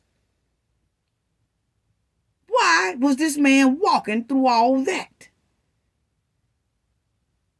So yeah, they do owe Ella the respect to charge this man quick, fast, and in a hurry. Quick, fast, and in a hurry. Chop, chop, chop, chop. He needs another 30-something years onto his sentence. And he needs to tell us what happened to Ella Goodie.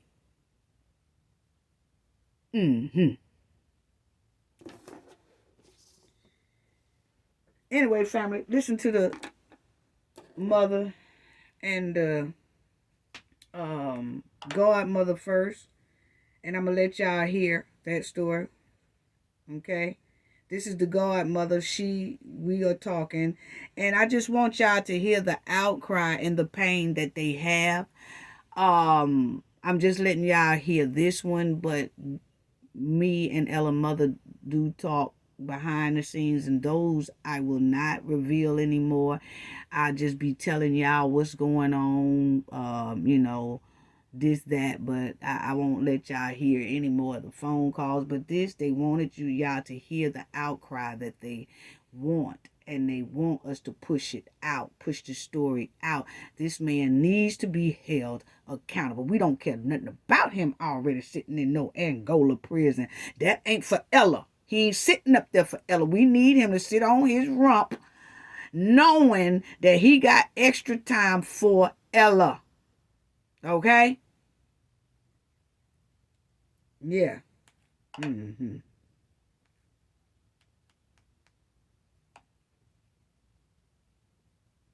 Okay. Now listen, this is the godmother. Right. I did see that she had she drove, yeah, she did drive a Audi Q5. Right. Right. Yes. 2012. Because of the amount of blood that they found in the SUV. That's how they ruled it a homicide. They went on to her house. They did DNA that definitely was her blood. Mm-hmm. And everything. And so that's how they ruled it a homicide. But they won't arrest anybody. They won't charge anybody. Well, I tell you when what. Brandon Francisco was with her. Mm-hmm. Mm-hmm. So Brandon, right. It was called Brandon Frisco. Okay, and family, please understand that when this phone call was made, this was before we dug into this case real heavily. And so a lot of things on here, I will correct it as it plays because now we know a lot more. Okay, so just take under consideration that this was I was talking to them before we even knew the whole story. So you'll hear me saying, well, I don't understand this and I don't understand that. That's because we was talking to the family before we knew the depths of Brandon. Mm-hmm. He was 37 at the time. Yeah, Francisco. Oh, San Cisco. Fran. Right. That's what we have. F-R-A-N. Right. C-I-S-C-O. Okay, that's what we have. That's what we have down here.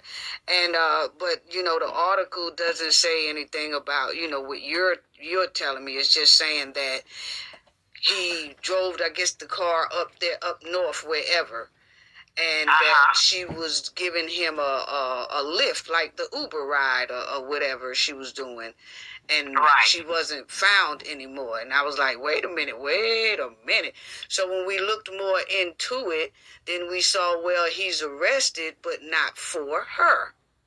Right. And so whereas you're telling me this, but see, the article doesn't say any, the details that you have given me, that, well, it was some little blood samples and stuff like that that they could use to charge this man. Right. Wow. Okay, well, I'm definitely, my name is Vet, and I'm Cafe of Knowledge, if you could write that down. And this is also my number, but I'm going to start working on her story. I know y'all there in Louisiana, so y'all know how Mardi Gras is there and here in Mobile, but I'm definitely going to start pushing her story for that for that man to be held accountable for her death and disappearance, and he needs to give out information so that the family can at least get their insurance and her burial and things like, the death insurance. He needs to come up off that. So what I'm gonna do, I'm gonna demand that my Cafe of Knowledge family, they start making phone calls, pushing that police department up there, because we have it wrote down where he's arrested at, and we do have it we have it wrote down where he's arrested at. We're gonna start making phone calls, asking why haven't he been charged for her murder? Because the blood is there and everything. So yeah, no, this can't work, and that's just what we do.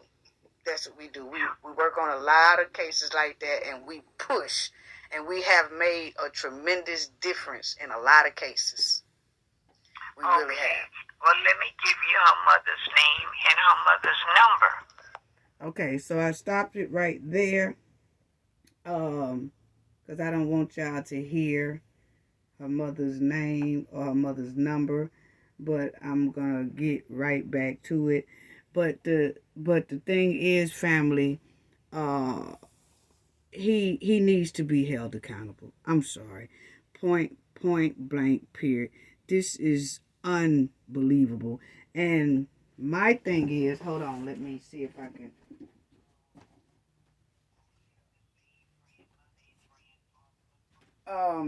My thing is, did Brandon have any scratches and stuff on him when they arrested him? But see, it was 2 weeks later after he was seen with Ella, because you're not going to tell me that he took that car and she didn't put up a fight. So my spirit tells me she got down with him. She was not going down without a fight, okay? And so that's why I said, but when they arrested him, he probably, if he did have swelling or scratches on it, it probably healed up by the time they had pulled him over, So let me let y'all hear this. We're going to push for him to talk and to get those charges. Okay, that's all well, fine, and good about a little 33 years, but he needs to be charged and get more years on top of that for Ella, and he needs to talk and at least tell us where she is. Just a little something. Just tell us something. So yeah, we're gonna demand that. And she has a brother. Okay. Mm-hmm. Okay. And she does. Her brother is the one that you remember that he is the one that put the missing report out on Ella on March the 11th. You know what I'm saying? So let me let y'all finish hearing this. Holding it all in, or just feel like it's nothing too much that he can do, because that's the thing about it. That's why we do what we do, because the mainstream media don't help us like they should, and try to push the word out. They'll tell about the story when it first happened, but after that, everybody lets it go. But the family is still grieving and haven't gotten their due justice, or, at least tell us what happened to our loved one. And so we pushing more for that, like we're not letting them go in vain at all. So I'm glad you took the time to talk to me, and I'll be calling her mother. And I'm quite sure her mother will contact you as well, but I really do appreciate it. I see her mom every day. I work for her. Okay. Well, yes. And so y'all know that Ella's mom is in a wheelchair, so she really can't get around and about and try to tackle a lot of things that she want to, because she don't have a car. She's in a wheelchair, and she's been in that wheelchair a long time, okay? She has an illness that puts her in that wheelchair, okay? And basically, Ella helped out with her mom, when she could, So I'm going to let y'all finish listening to this. I'm her caregiver. Okay, so we're going to go right to Ella's mom as well. Um, hold on, family. I'm trying to get it right. I'm trying to get to Ella's mother. But in the meantime, while it gets to Ella's mother, I just want y'all to hear the outcry. And who y'all just heard then, that's Ella's godmother, okay? And then y'all will hear Ella's mother next, okay? Let me see. Once we get our hands on it, we gonna continue. Okay, so listen. So like I said, I know you don't do probably too much of social media, but this is still a godmother. Our name is very known. So that's the godmother, okay? So right there she's giving me Ella's mother's number, and so I'm not playing that one. But anyway, Brandon just is not known for having mercy on his victim's family. He is not at all. He's a very dangerous man, and he needs to tell Ella's family what happened to her. And he needs to get more time in prison for her homicide, is what the police is naming it as. So they need to work the case as that and get him in a courtroom. He needs to tell what happened, and he needs to get more years so the family of Ella Goodie can have closure and they can get the proper paperwork they need to move on with their lives, you know.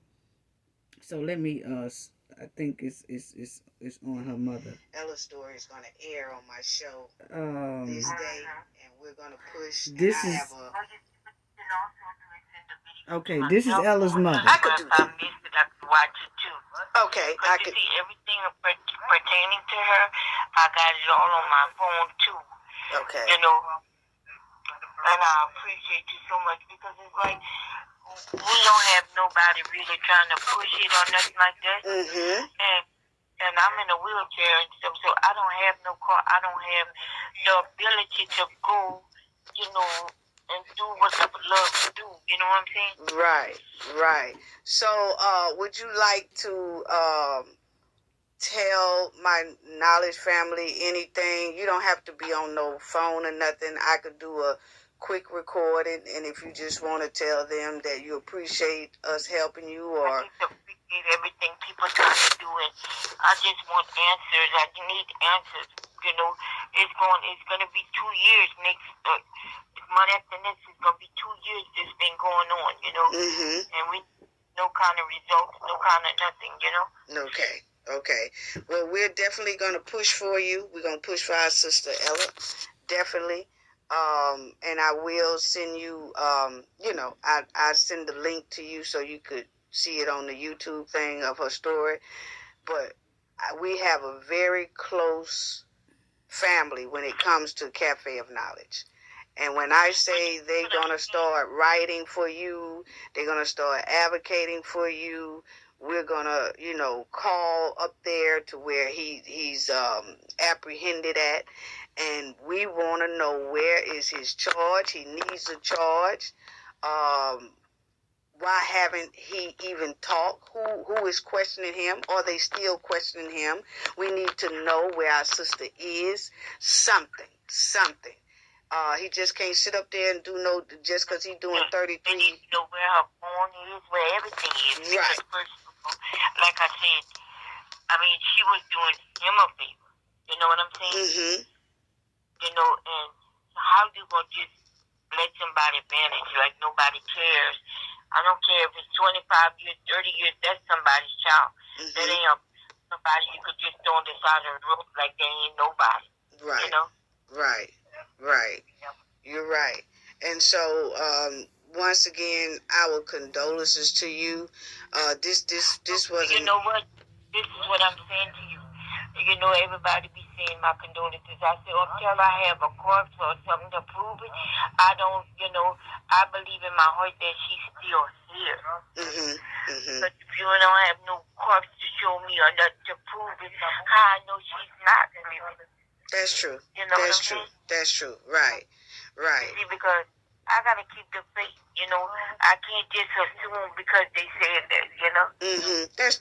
That's true. That's true because it's just the way they have it, I guess, listed.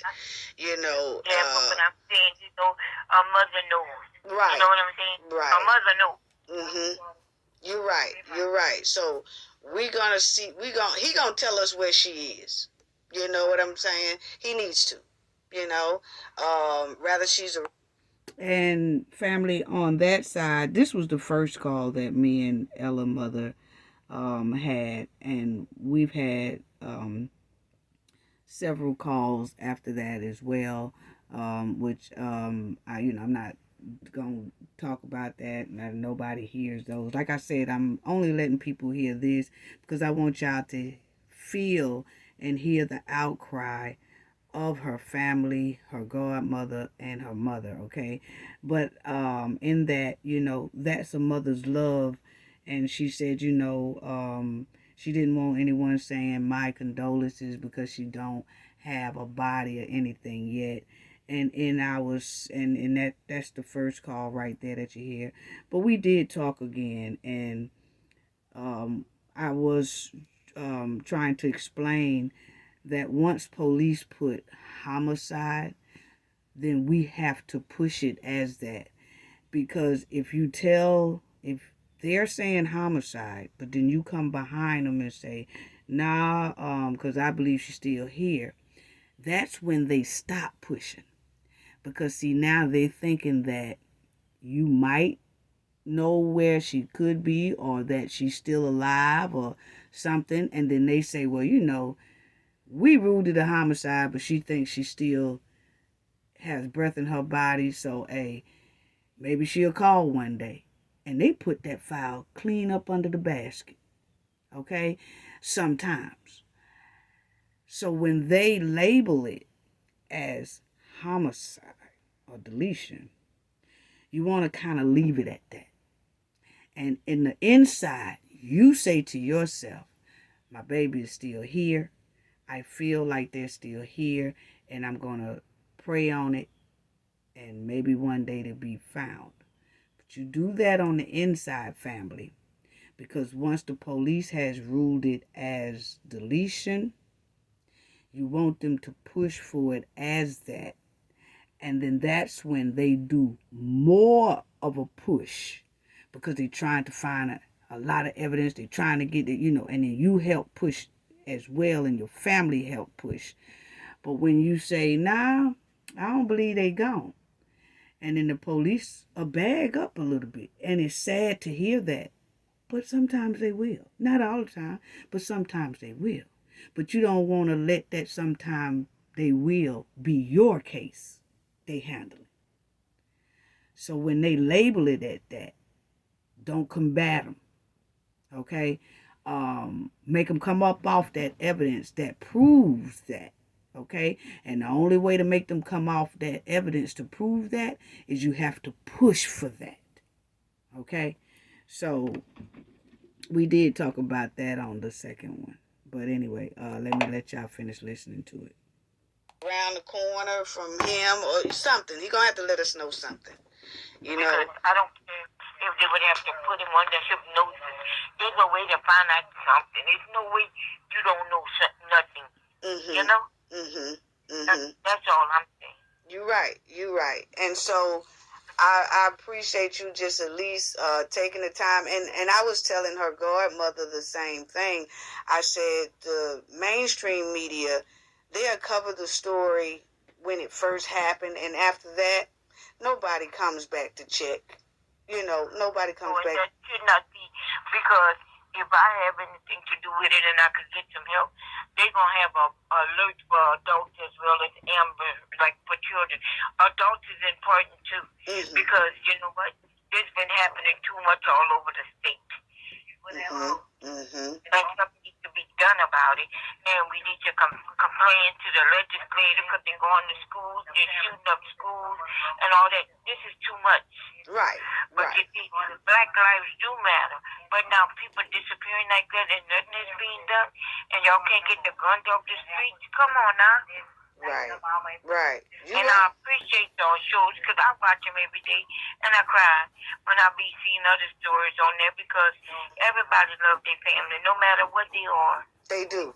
They do. You know, they really do. And I feel it's not enough people showing interest, but then they want to show interest after it's gone, after you call. Why can't y'all come ASAP? Like when we first called and said what's going on, they didn't even act like they were concerned, you know. Right. They're like, they took a few days before they started looking in the air, this and that. You don't play with a person life like this. You're right. So I think you just play around too much because you call the police people. How long it take for them to get to you? They want to holler about what neighborhood you're in. But then if you go in the neighborhood where the white brothers and sisters at, they're there faster than anything. But us, we got to wait. We got to. What's the difference?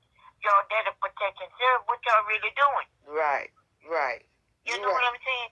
So as a whole, we need to be pushing for that to change. It shouldn't matter what neighborhood you're in or none of that. It shouldn't. This is a person's child individually. It needs to be done just like the Amber Alert. You're right. You're correct. You're right. And we need to start. Said, if I could do something to have that change, I would sign a petition. I would do whatever I have to do because it's happening too much. It really is. It really is. And the police department in Louisiana, they not handling the case. They letting up north Missouri or something handle it. But then why should they handle it? She's not from there. Right. You know what I'm saying? Right. That's not even her area or her district. We don't know. Okay, family. Well, they do have Brandon Francisco. He was extradited back to Louisiana. So he's no longer in that Missouri area. He is doing his time in Louisiana now, of course. But if Louisiana hadn't came up there to get him, then they would have handled his case in Missouri regarding that second degree whatever. That's if Louisiana wouldn't have came to Missouri to pick him up. So he is in there. So in this call, you hear me saying he needs to be extradited, but he was extradited. Okay, I just wanted to clear that up. Right. Cause see that's what I was kind of. They handling now Ella's case in Iowa, Louisiana. That's not where she's from. She's from Scotland, Lafayette, Louisiana. But they're handling it over there in that Calcasieu area because her phone last pinged in that area. So they considering that's where the crime happened at. So that's why they picking her case up and not letting that case be in her hometown, Louisiana. It's in the other town of Louisiana of Calcasieu, because that's where her phone last pinged at. And that's where they feel a crime happened at. Okay? I wanted to get that straight too. And I know a lot of that because we have been talking with those people up there. As to why did, because, it's here where she's from in Louisiana. Yeah, and so that's why I don't understand why they want to hold it way in Lake Charles and stuff, and she's not even from there. She's not from the area. Right. Lake Charles is that area near Iowa. Okay? So that's what her mother is saying. I don't understand why they're handling her case over there in the Lake Charles area instead of where Ella is from, in the Lafayette, Scott area of Louisiana. But once again, that Lake Charles, Calcasieu is handling it because they feel like a crime happened there. Okay? So let me let y'all finish listening to that. Okay? So why could anything be done over there? Like, he didn't want to be expedited back to Louisiana. Right, that's what it choice, is. You shouldn't have no choice where you want it to be expedited from. You shouldn't do whatever occurred or nothing. Because she's not from Lake Charles. She's not from that area. Right, and that's what we couldn't understand. And that don't even make no sense neither. Right, that's definitely what I couldn't understand, because if she disappeared from here in Louisiana, then that should still be holding her. It should be handled in Louisiana, not where he's from. Yeah, and why did? And family, once again, I want to clear that up. Remember, I told y'all I talked to her before we had got deep into it. So that's why they're handling their case where they have it, because that's where her phone last pinged in that jurisdiction. Okay, so that's why. So. Why they want, when they're gonna do something? Why they want to do it in Lake Charles? She's not from Lake Charles. She's from Lafayette, Louisiana. She don't live in Lake Charles. Never did. And that's why I say something is, why would you want to bring a key way over there and she's from Lafayette Parish? Right. You know? Right. Well, we definitely gonna push for answers for all of that. We really are, because that was a weird thing that stood out to our team, is like, why is her case not being handled? They're talking about it up there where they say the car was found, so they... Like I said, we now have an understanding why her case is being handled in another part of Louisiana instead of where she's from. That's because in that other part of Louisiana, her phone last pinged there, and they feel like a crime happened in that area. And like they said in the article, they feel like that because of the investigative techniques and witnesses' statement.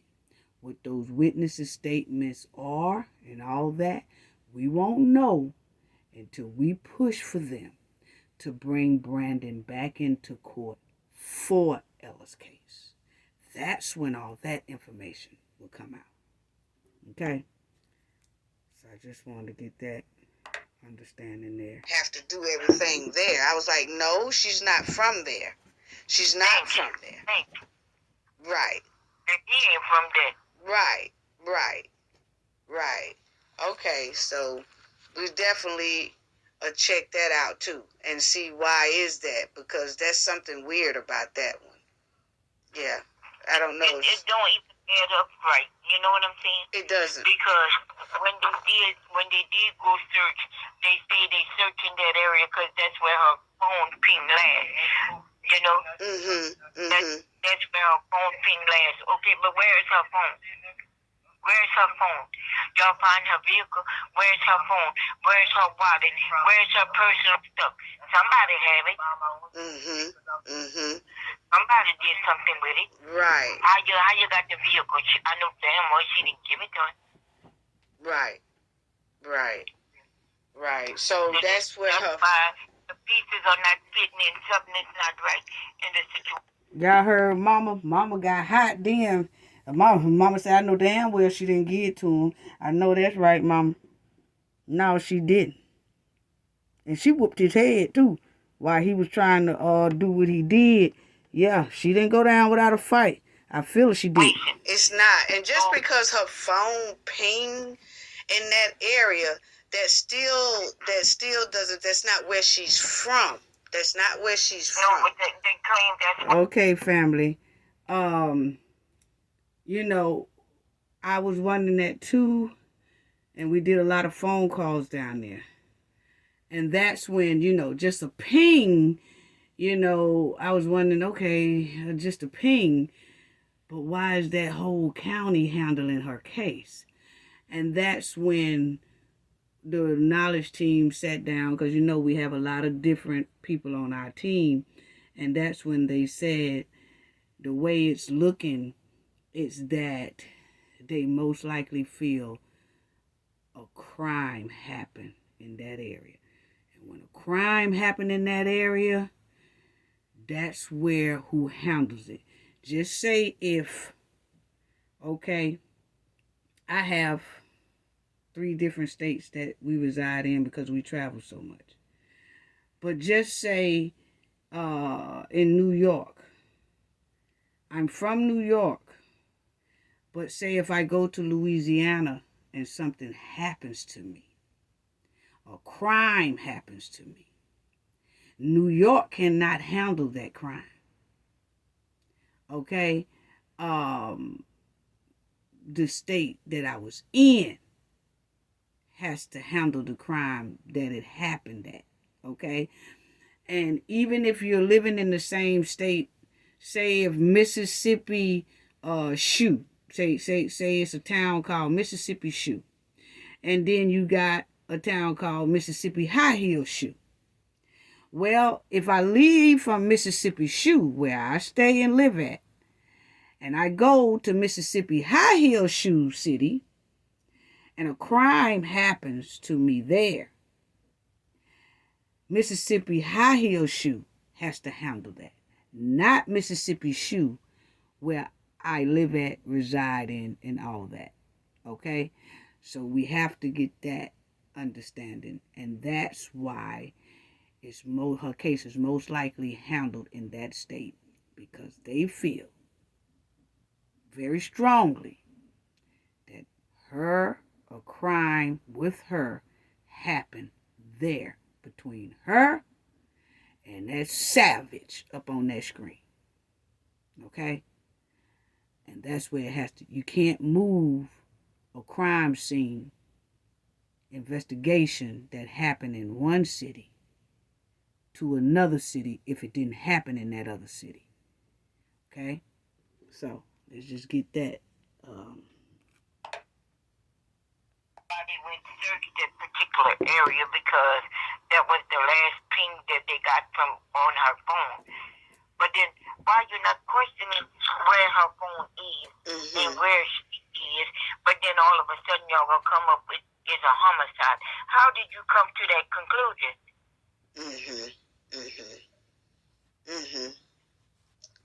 Yeah. You right. So we definitely gonna get on her case, and we're gonna make some noise. We're gonna make a lot of noise, because we want to know what happened to our sister Ella Goodie, and we gonna have to. So somebody gonna have to tell us something. They're gonna have to tell us something. What I'm saying is like, okay, all of a sudden y'all gonna come on the news and say she's no longer a missing person. It's been said that she's is a homicide. Okay, how do you know it's a homicide, and where did you get that information? I don't care if they say it was blood in the vehicle, blood on top of the floor, the hood, whatever. How did you come to the conclusion it's a homicide, but y'all have no body? Right. And they never told you that. No, they said that on the news. Oh, I'm saying, but the detective didn't come to you and announce that it was... I have not spoke to nobody in no detective, no form of law enforcement or anything. But I'm saying everything I know I heard on TV just like everybody else. Oh, no, that's not how it's supposed to be done. That's not how it's supposed to be done at all. Well, you definitely have our help, and we'll be asking questions when I put this story out here. It's a lot of the knowledge family is that going to be reaching out, asking questions, want to know. Now that you said that, I want to even know why haven't a detective, you don't have to go to them. They should have been coming to you and but talking. What I'm saying is, these matters not, but y'all come to the conclusion already that it's a homicide. Right.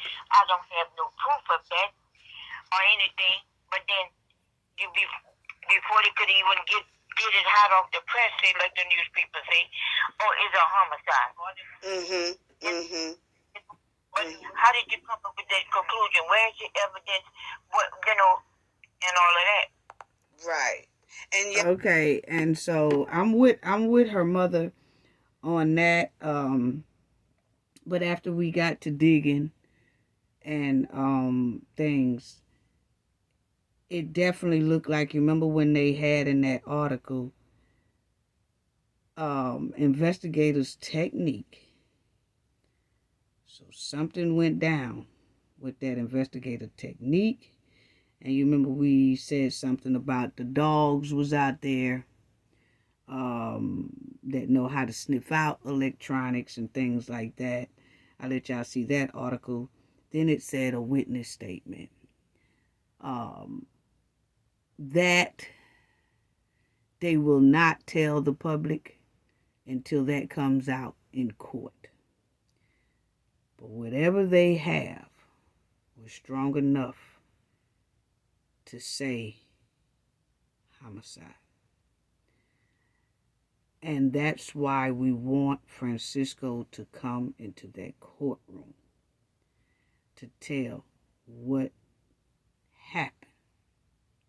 Okay, and what do the police have? What did they find? Because see, when they bring him into court, they are going to say the preliminary of what they found.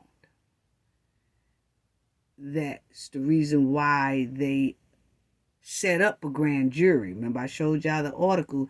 The grand jury is supposed to be working on bringing a grand jury to indict Brandon for Ella's, murder case, deleted case.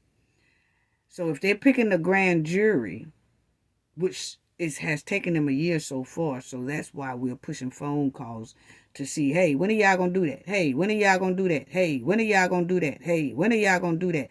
Because we need to get him pulled up in there so we could hear the evidence, hear what y'all got, hear what a witness said. What witness? Who witness? Was it a female witness, a male witness? Was it the person who was in the car with Brandon when they got pulled over? Did Brandon tell that person a hell of a lot of things? And that person was like, when they got pulled over or whatever, Brandon probably told him, or her or whoever he was in the car with, what went down, probably, Hey man, I'm gonna just stay on in Missouri because I jumped bail for attempted such and such. And whoever it was, did they go pick him up from where he parked Ella's car at? And did they see Ella's car when they picked him up? And they like, hey man, who car is that? Oh, nah, man, that's just somebody. We just don't know. That's why we're trying to get him in that courtroom. Okay? But it had to have been strong enough somewhere in that area is why they ruled that. And we will find out only if we can push for him to be brought into the courtroom on preliminary hearing at least, Y'all did make a police report when she first didn't come back or whatever. Did y'all do a police report then? Yes, we did. We called them immediately. Okay. Well, see that. And they said they saw her vehicle come back to Louisiana. Okay, well, y'all know it was reported that she was missing. How y'all didn't go and see and have somebody watching the people on the interstate or whatever to watch out for her vehicle? Y'all know something is wrong. But so the pieces just don't add up at all. Right. It don't.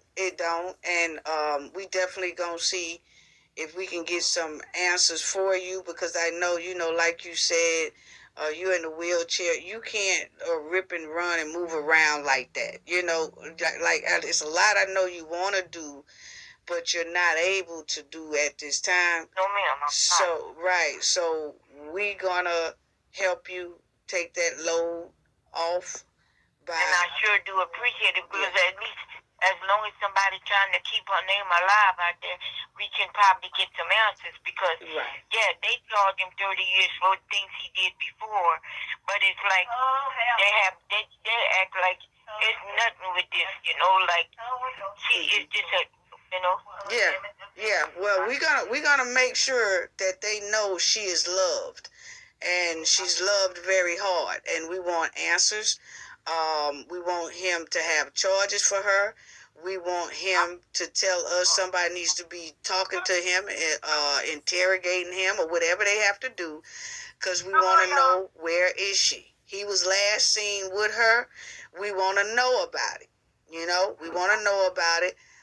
We also want to know, how did they come to the conclusion of just homicide and not that she's just, missing. So we're going to ask a lot of questions. We're going to push for you. We're going to let everyone know that she's loved, and we want answers. We demand answers, and we will get some type of answers, and we're going to try to take that load off of you, and we're going to keep it pushing and keeping it alive, because once we get to sharing and sharing and sharing and pushing it out, we're going to make some phone calls to all of them. Look, it's like they went to the area, they said they didn't find anything. How we know she told them the right area? And they hollering, that's where her phone ping last. Mm-hmm. Where is her? Mm-hmm. Where is her phone? Where is her wallet? Where is her stuff? Right. Well, we're definitely gonna make some noise, and like I said, I'm gonna send you the link. I'm gonna share with the Knowledge family what we. Okay, so family, that was basically it, and she prayed with me, and loving woman, and I could tell Ella had a loving heart, being raised by Miss Goodie here.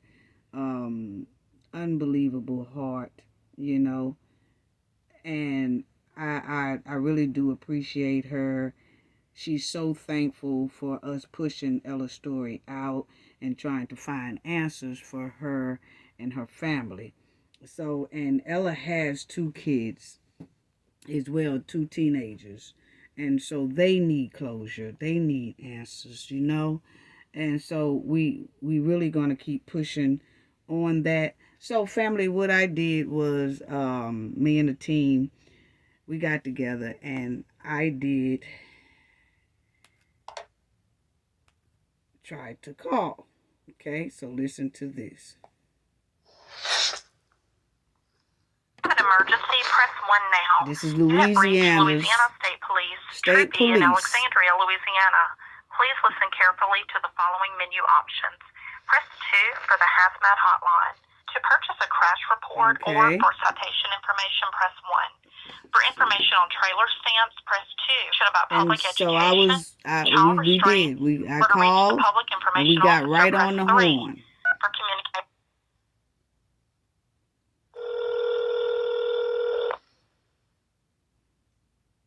Your call has been answered by a via IP office.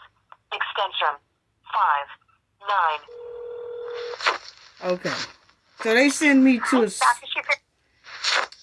Okay, family, I have called about 3 numbers, okay? I called the Derek Seagal, who was handling Ella Goodie's case.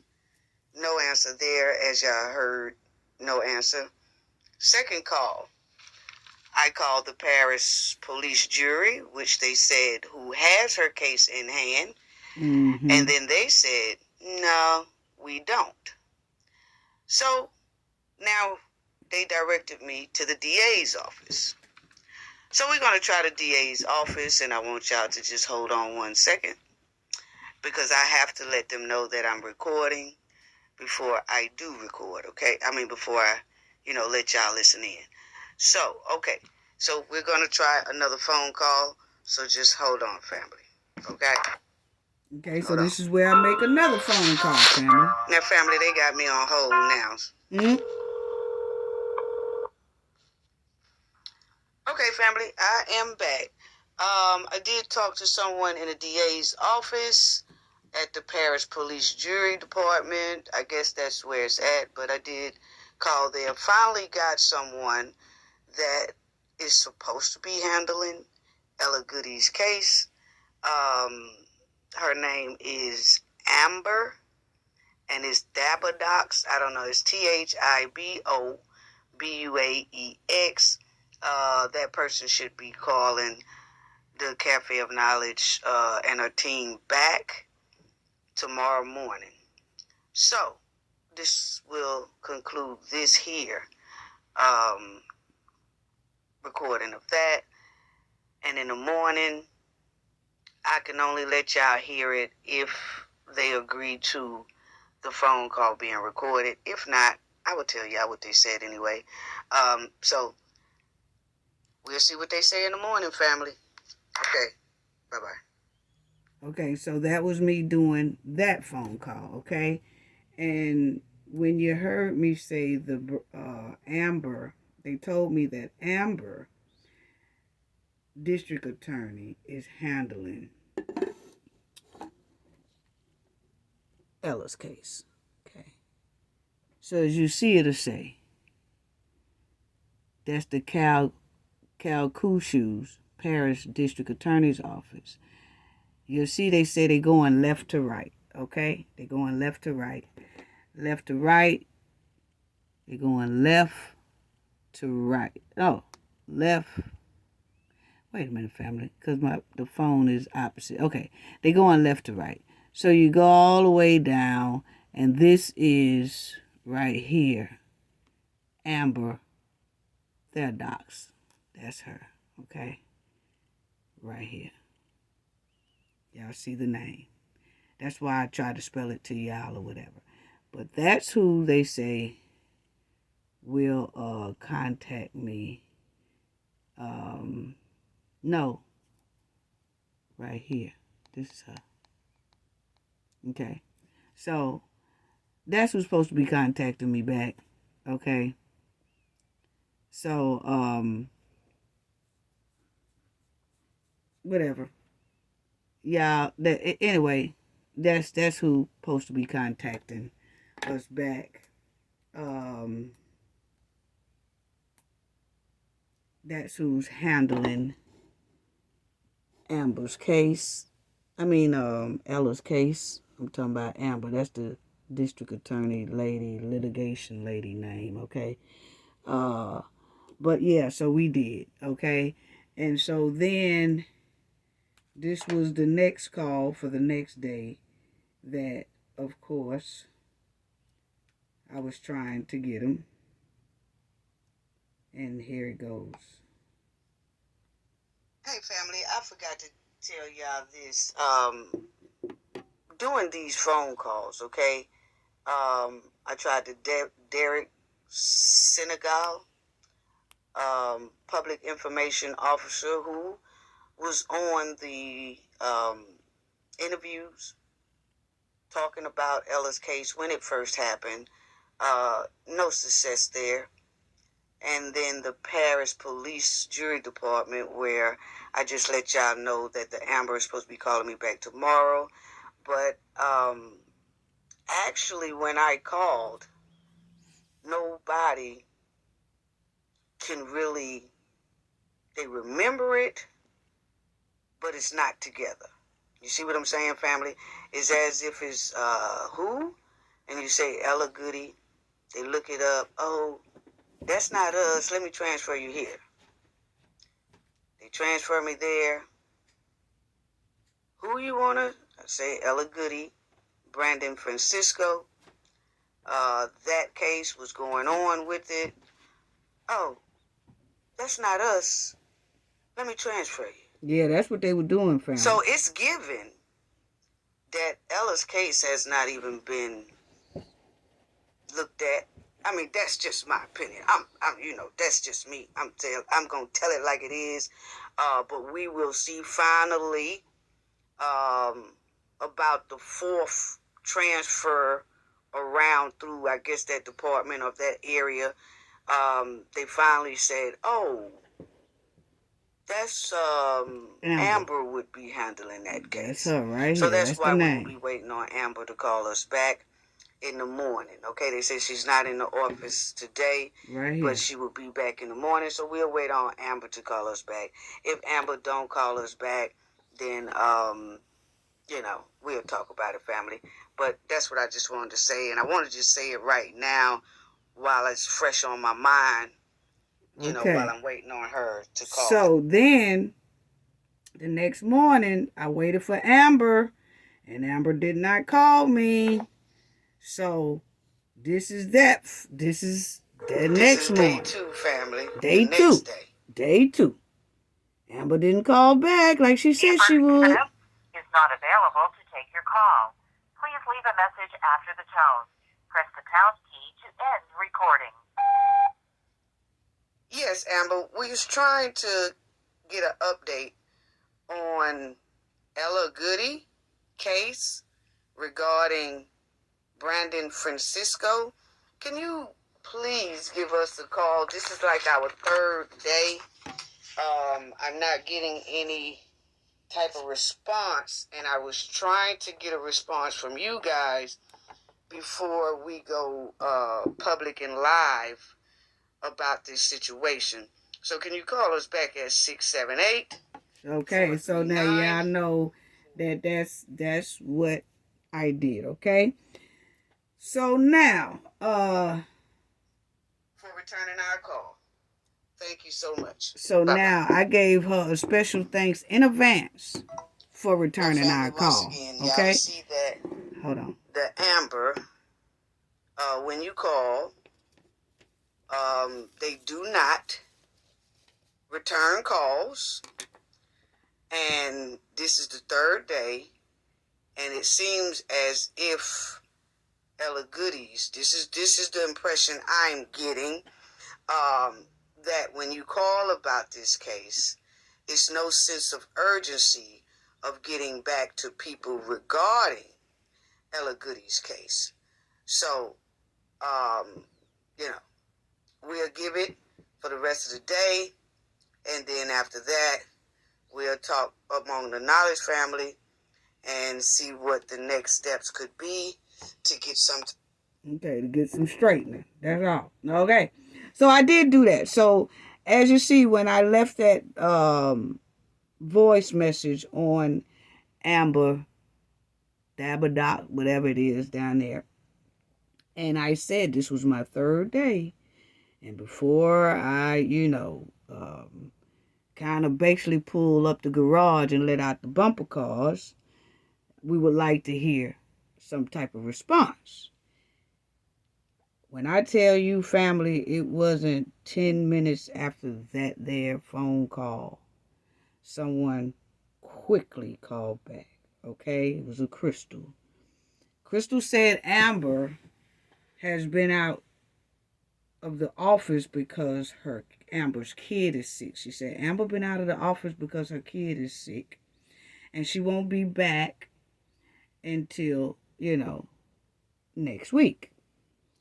And that Amber did receive the cafe's message, and that's why she contacted this lady Crystal, who works in the DA's office as well, to quickly call me back and tell me that she's not ignoring me, that she will definitely call me when the kid get better. She'll call me next week, okay, for sure. Okay, so that is the update on that, Now, I don't know if that was an excuse. I'm hoping it wasn't about the kid being sick. And if a kid is sick, I sure hope a kid gets well very soon.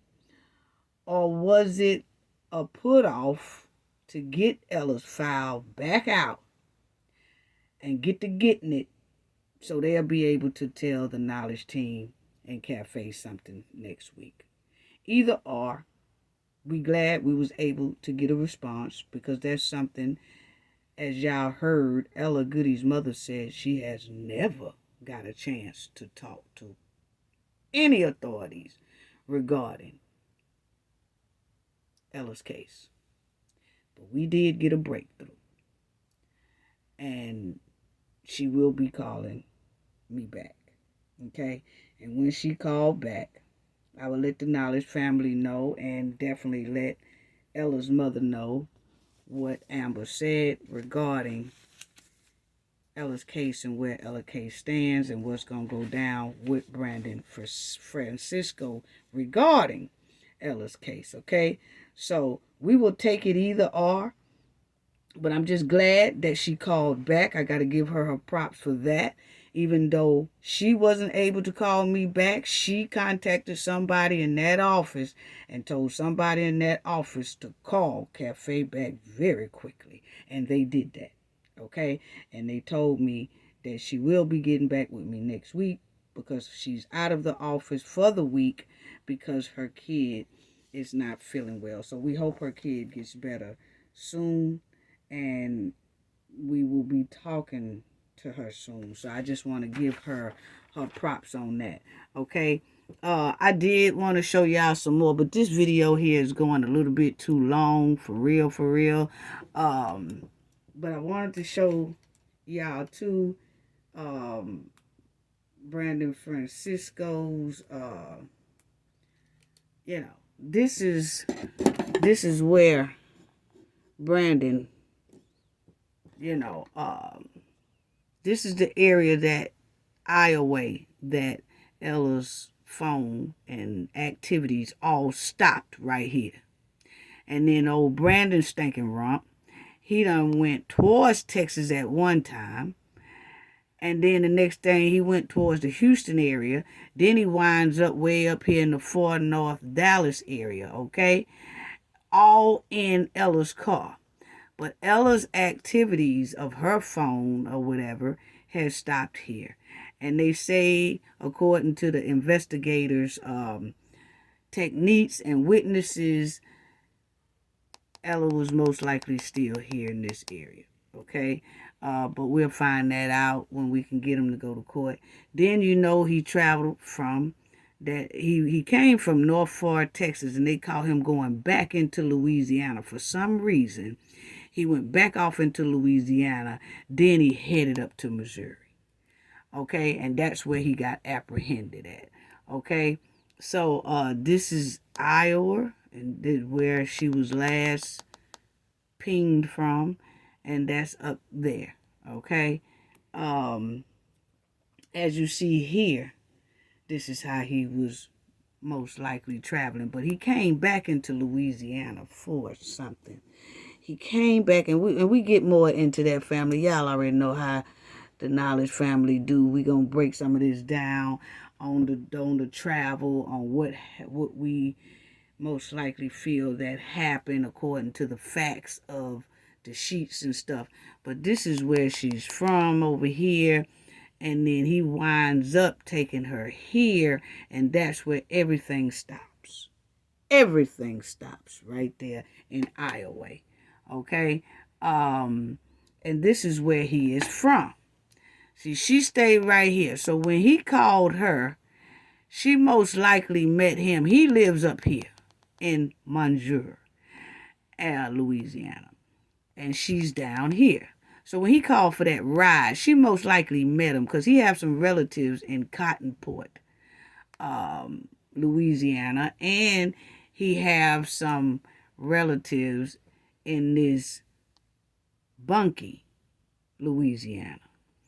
So, which would, when he came back into Louisiana, for some reason, I say he either went to his house in that Bunkie or that Monjour. We're going to get deep into that, and I'll show y'all how we come to that little thing there. But, yeah, something is not right, you see. And so he is known for residing in these three areas: Bunkie, Cottonport, and Monjour. Okay?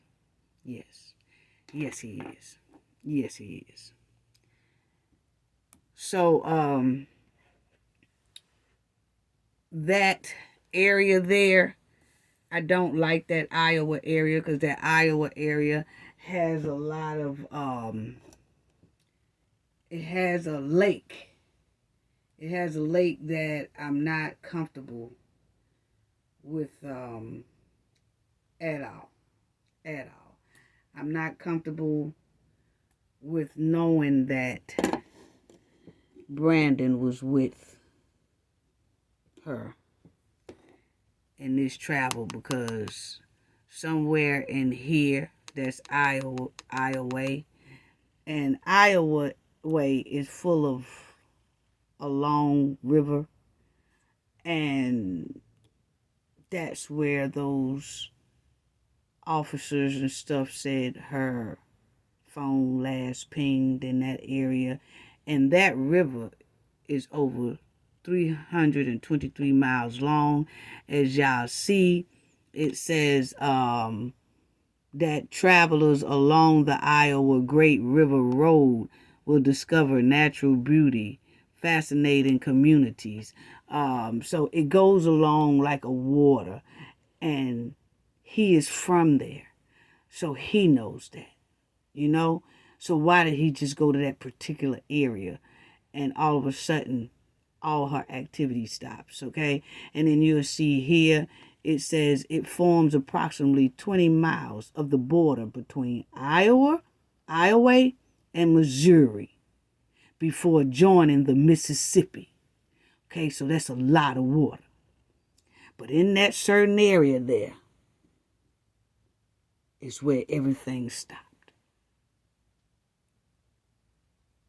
for Ella, according to the authorities. Okay?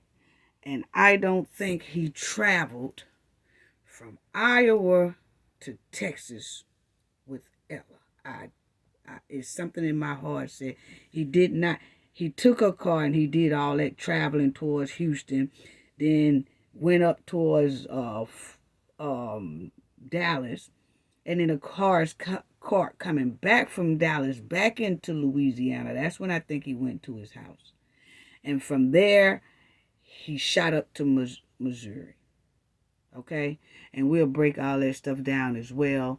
But that's what I think. But I could tell you right now, I don't think that he rode around with Ella to Texas or Missouri.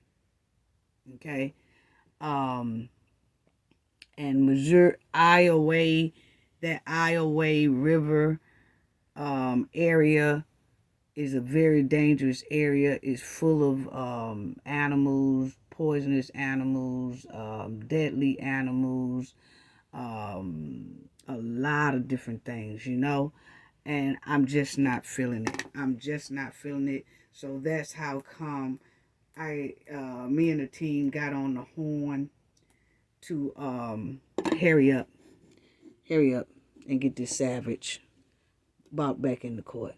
You know, we cares nothing about that crap about he's sitting down there for 33 years for something else. It don't have nothing to do with Ella. We worried about Ella. We want this justice for Ella. We want to know what happened to Ella. We want to know what he did with Ella. We want to know what was on his savage ass mind to where Ella has not been seen for almost 2 years. He got to say something, or they got to tell the family and her loved ones and the public what happened and what's the evidence they have. When they bring him inside that courtroom, we will be able to know all of that. Okay? And I just want to leave everybody with this right here. Because, you know, it's been almost 2 years and Brandon Francisco has not been held accountable at all. It's time that he start being held accountable for Ella. Okay? Now, most likely, like I said, she tried to do that independent app. If there's anybody out there that's doing independent app on the outside of their Uber job, outside of their Uber Eats, and you want to make that extra money and you're trying to cut out the middleman and all that stuff, I'm not condoning that at all. But if you are doing this type of job, even if you are doing it up under your company, still invest in getting an app called it's called Watch Over Me. It's an app. Look it up. It's called Watch Over Me app. It sets a timer, and if you don't reply to it when it sends a notification to you, then it will automatically alert your loved ones and the police. So you set the Watch Over Me app. You You download it, you get it. It's called Watch Over Me. Every time you get ready to pick somebody up, and you'll tell the app 15 minutes should be as long as it takes for me to be transporting this person. If it's an hour is how long it may take for me to transport this person. Okay? And then if you don't, that Watch Over Me app will send you an alert. And if you don't press like okay or what it wants you to press, then it would automatically alert your loved ones and the police. Then you got another one that's called Noonlight app. Noon, noon, like 12 o'clock noon. It's Noonlight app. It's a panic button on your phone. It downloads a panic button on your phone, and nobody even knows you hit it. Nobody even knows nothing, okay? If you start feeling uncomfortable or something, you could just hit it right quick. They'll never know. It don't light up your phone to let people know you're on the phone. It don't do any of that. You could just hit it right quick, and then it'll automatically send help to you. It's a panic. That app, Noonlight app, has a phone panic button that you can hit, and whoever it is that you're in trouble with will never even know that you even hit that button. Okay, so if y'all doing that type of independent driving, please think about investing in those two apps. One is called Noonlight app, and the other one is called Watch Over Me app. Okay, that's all I got right now today. Once again, our live will be February the 25th. That's on a Sunday at noontime Central Time. Okay, thank y'all. We will be getting more information about Ella. We'll be doing the live after this, so we'll all talk more about that doing the live while we're celebrating the 5K and Shanquella's story. But I do want people to understand that I will be talking about both stories. So when y'all do call in, it has to be regarding both of them, okay? We want to talk about Shanquella and Ella because we are investing a lot of time in both cases right now. Both cases. And no, not either or is not going to get neglected. We're focusing on both of them, and that's what we want our knowledge family to focus on as well. It's both of them. This young lady really needs the justice that she well deserves, okay? Because we need to know. And I will let everybody know, hopefully when we have the live, I will be able to tell everyone what Amber said when she called me back, because by that time, that week will be up where she should have been uncalled me before our live hit, okay?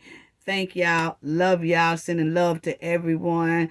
Gain knowledge to prevent blockage. And we all know what that means. The more you know, the harder it is for anybody to block y'all from your goals and success. Bye-bye.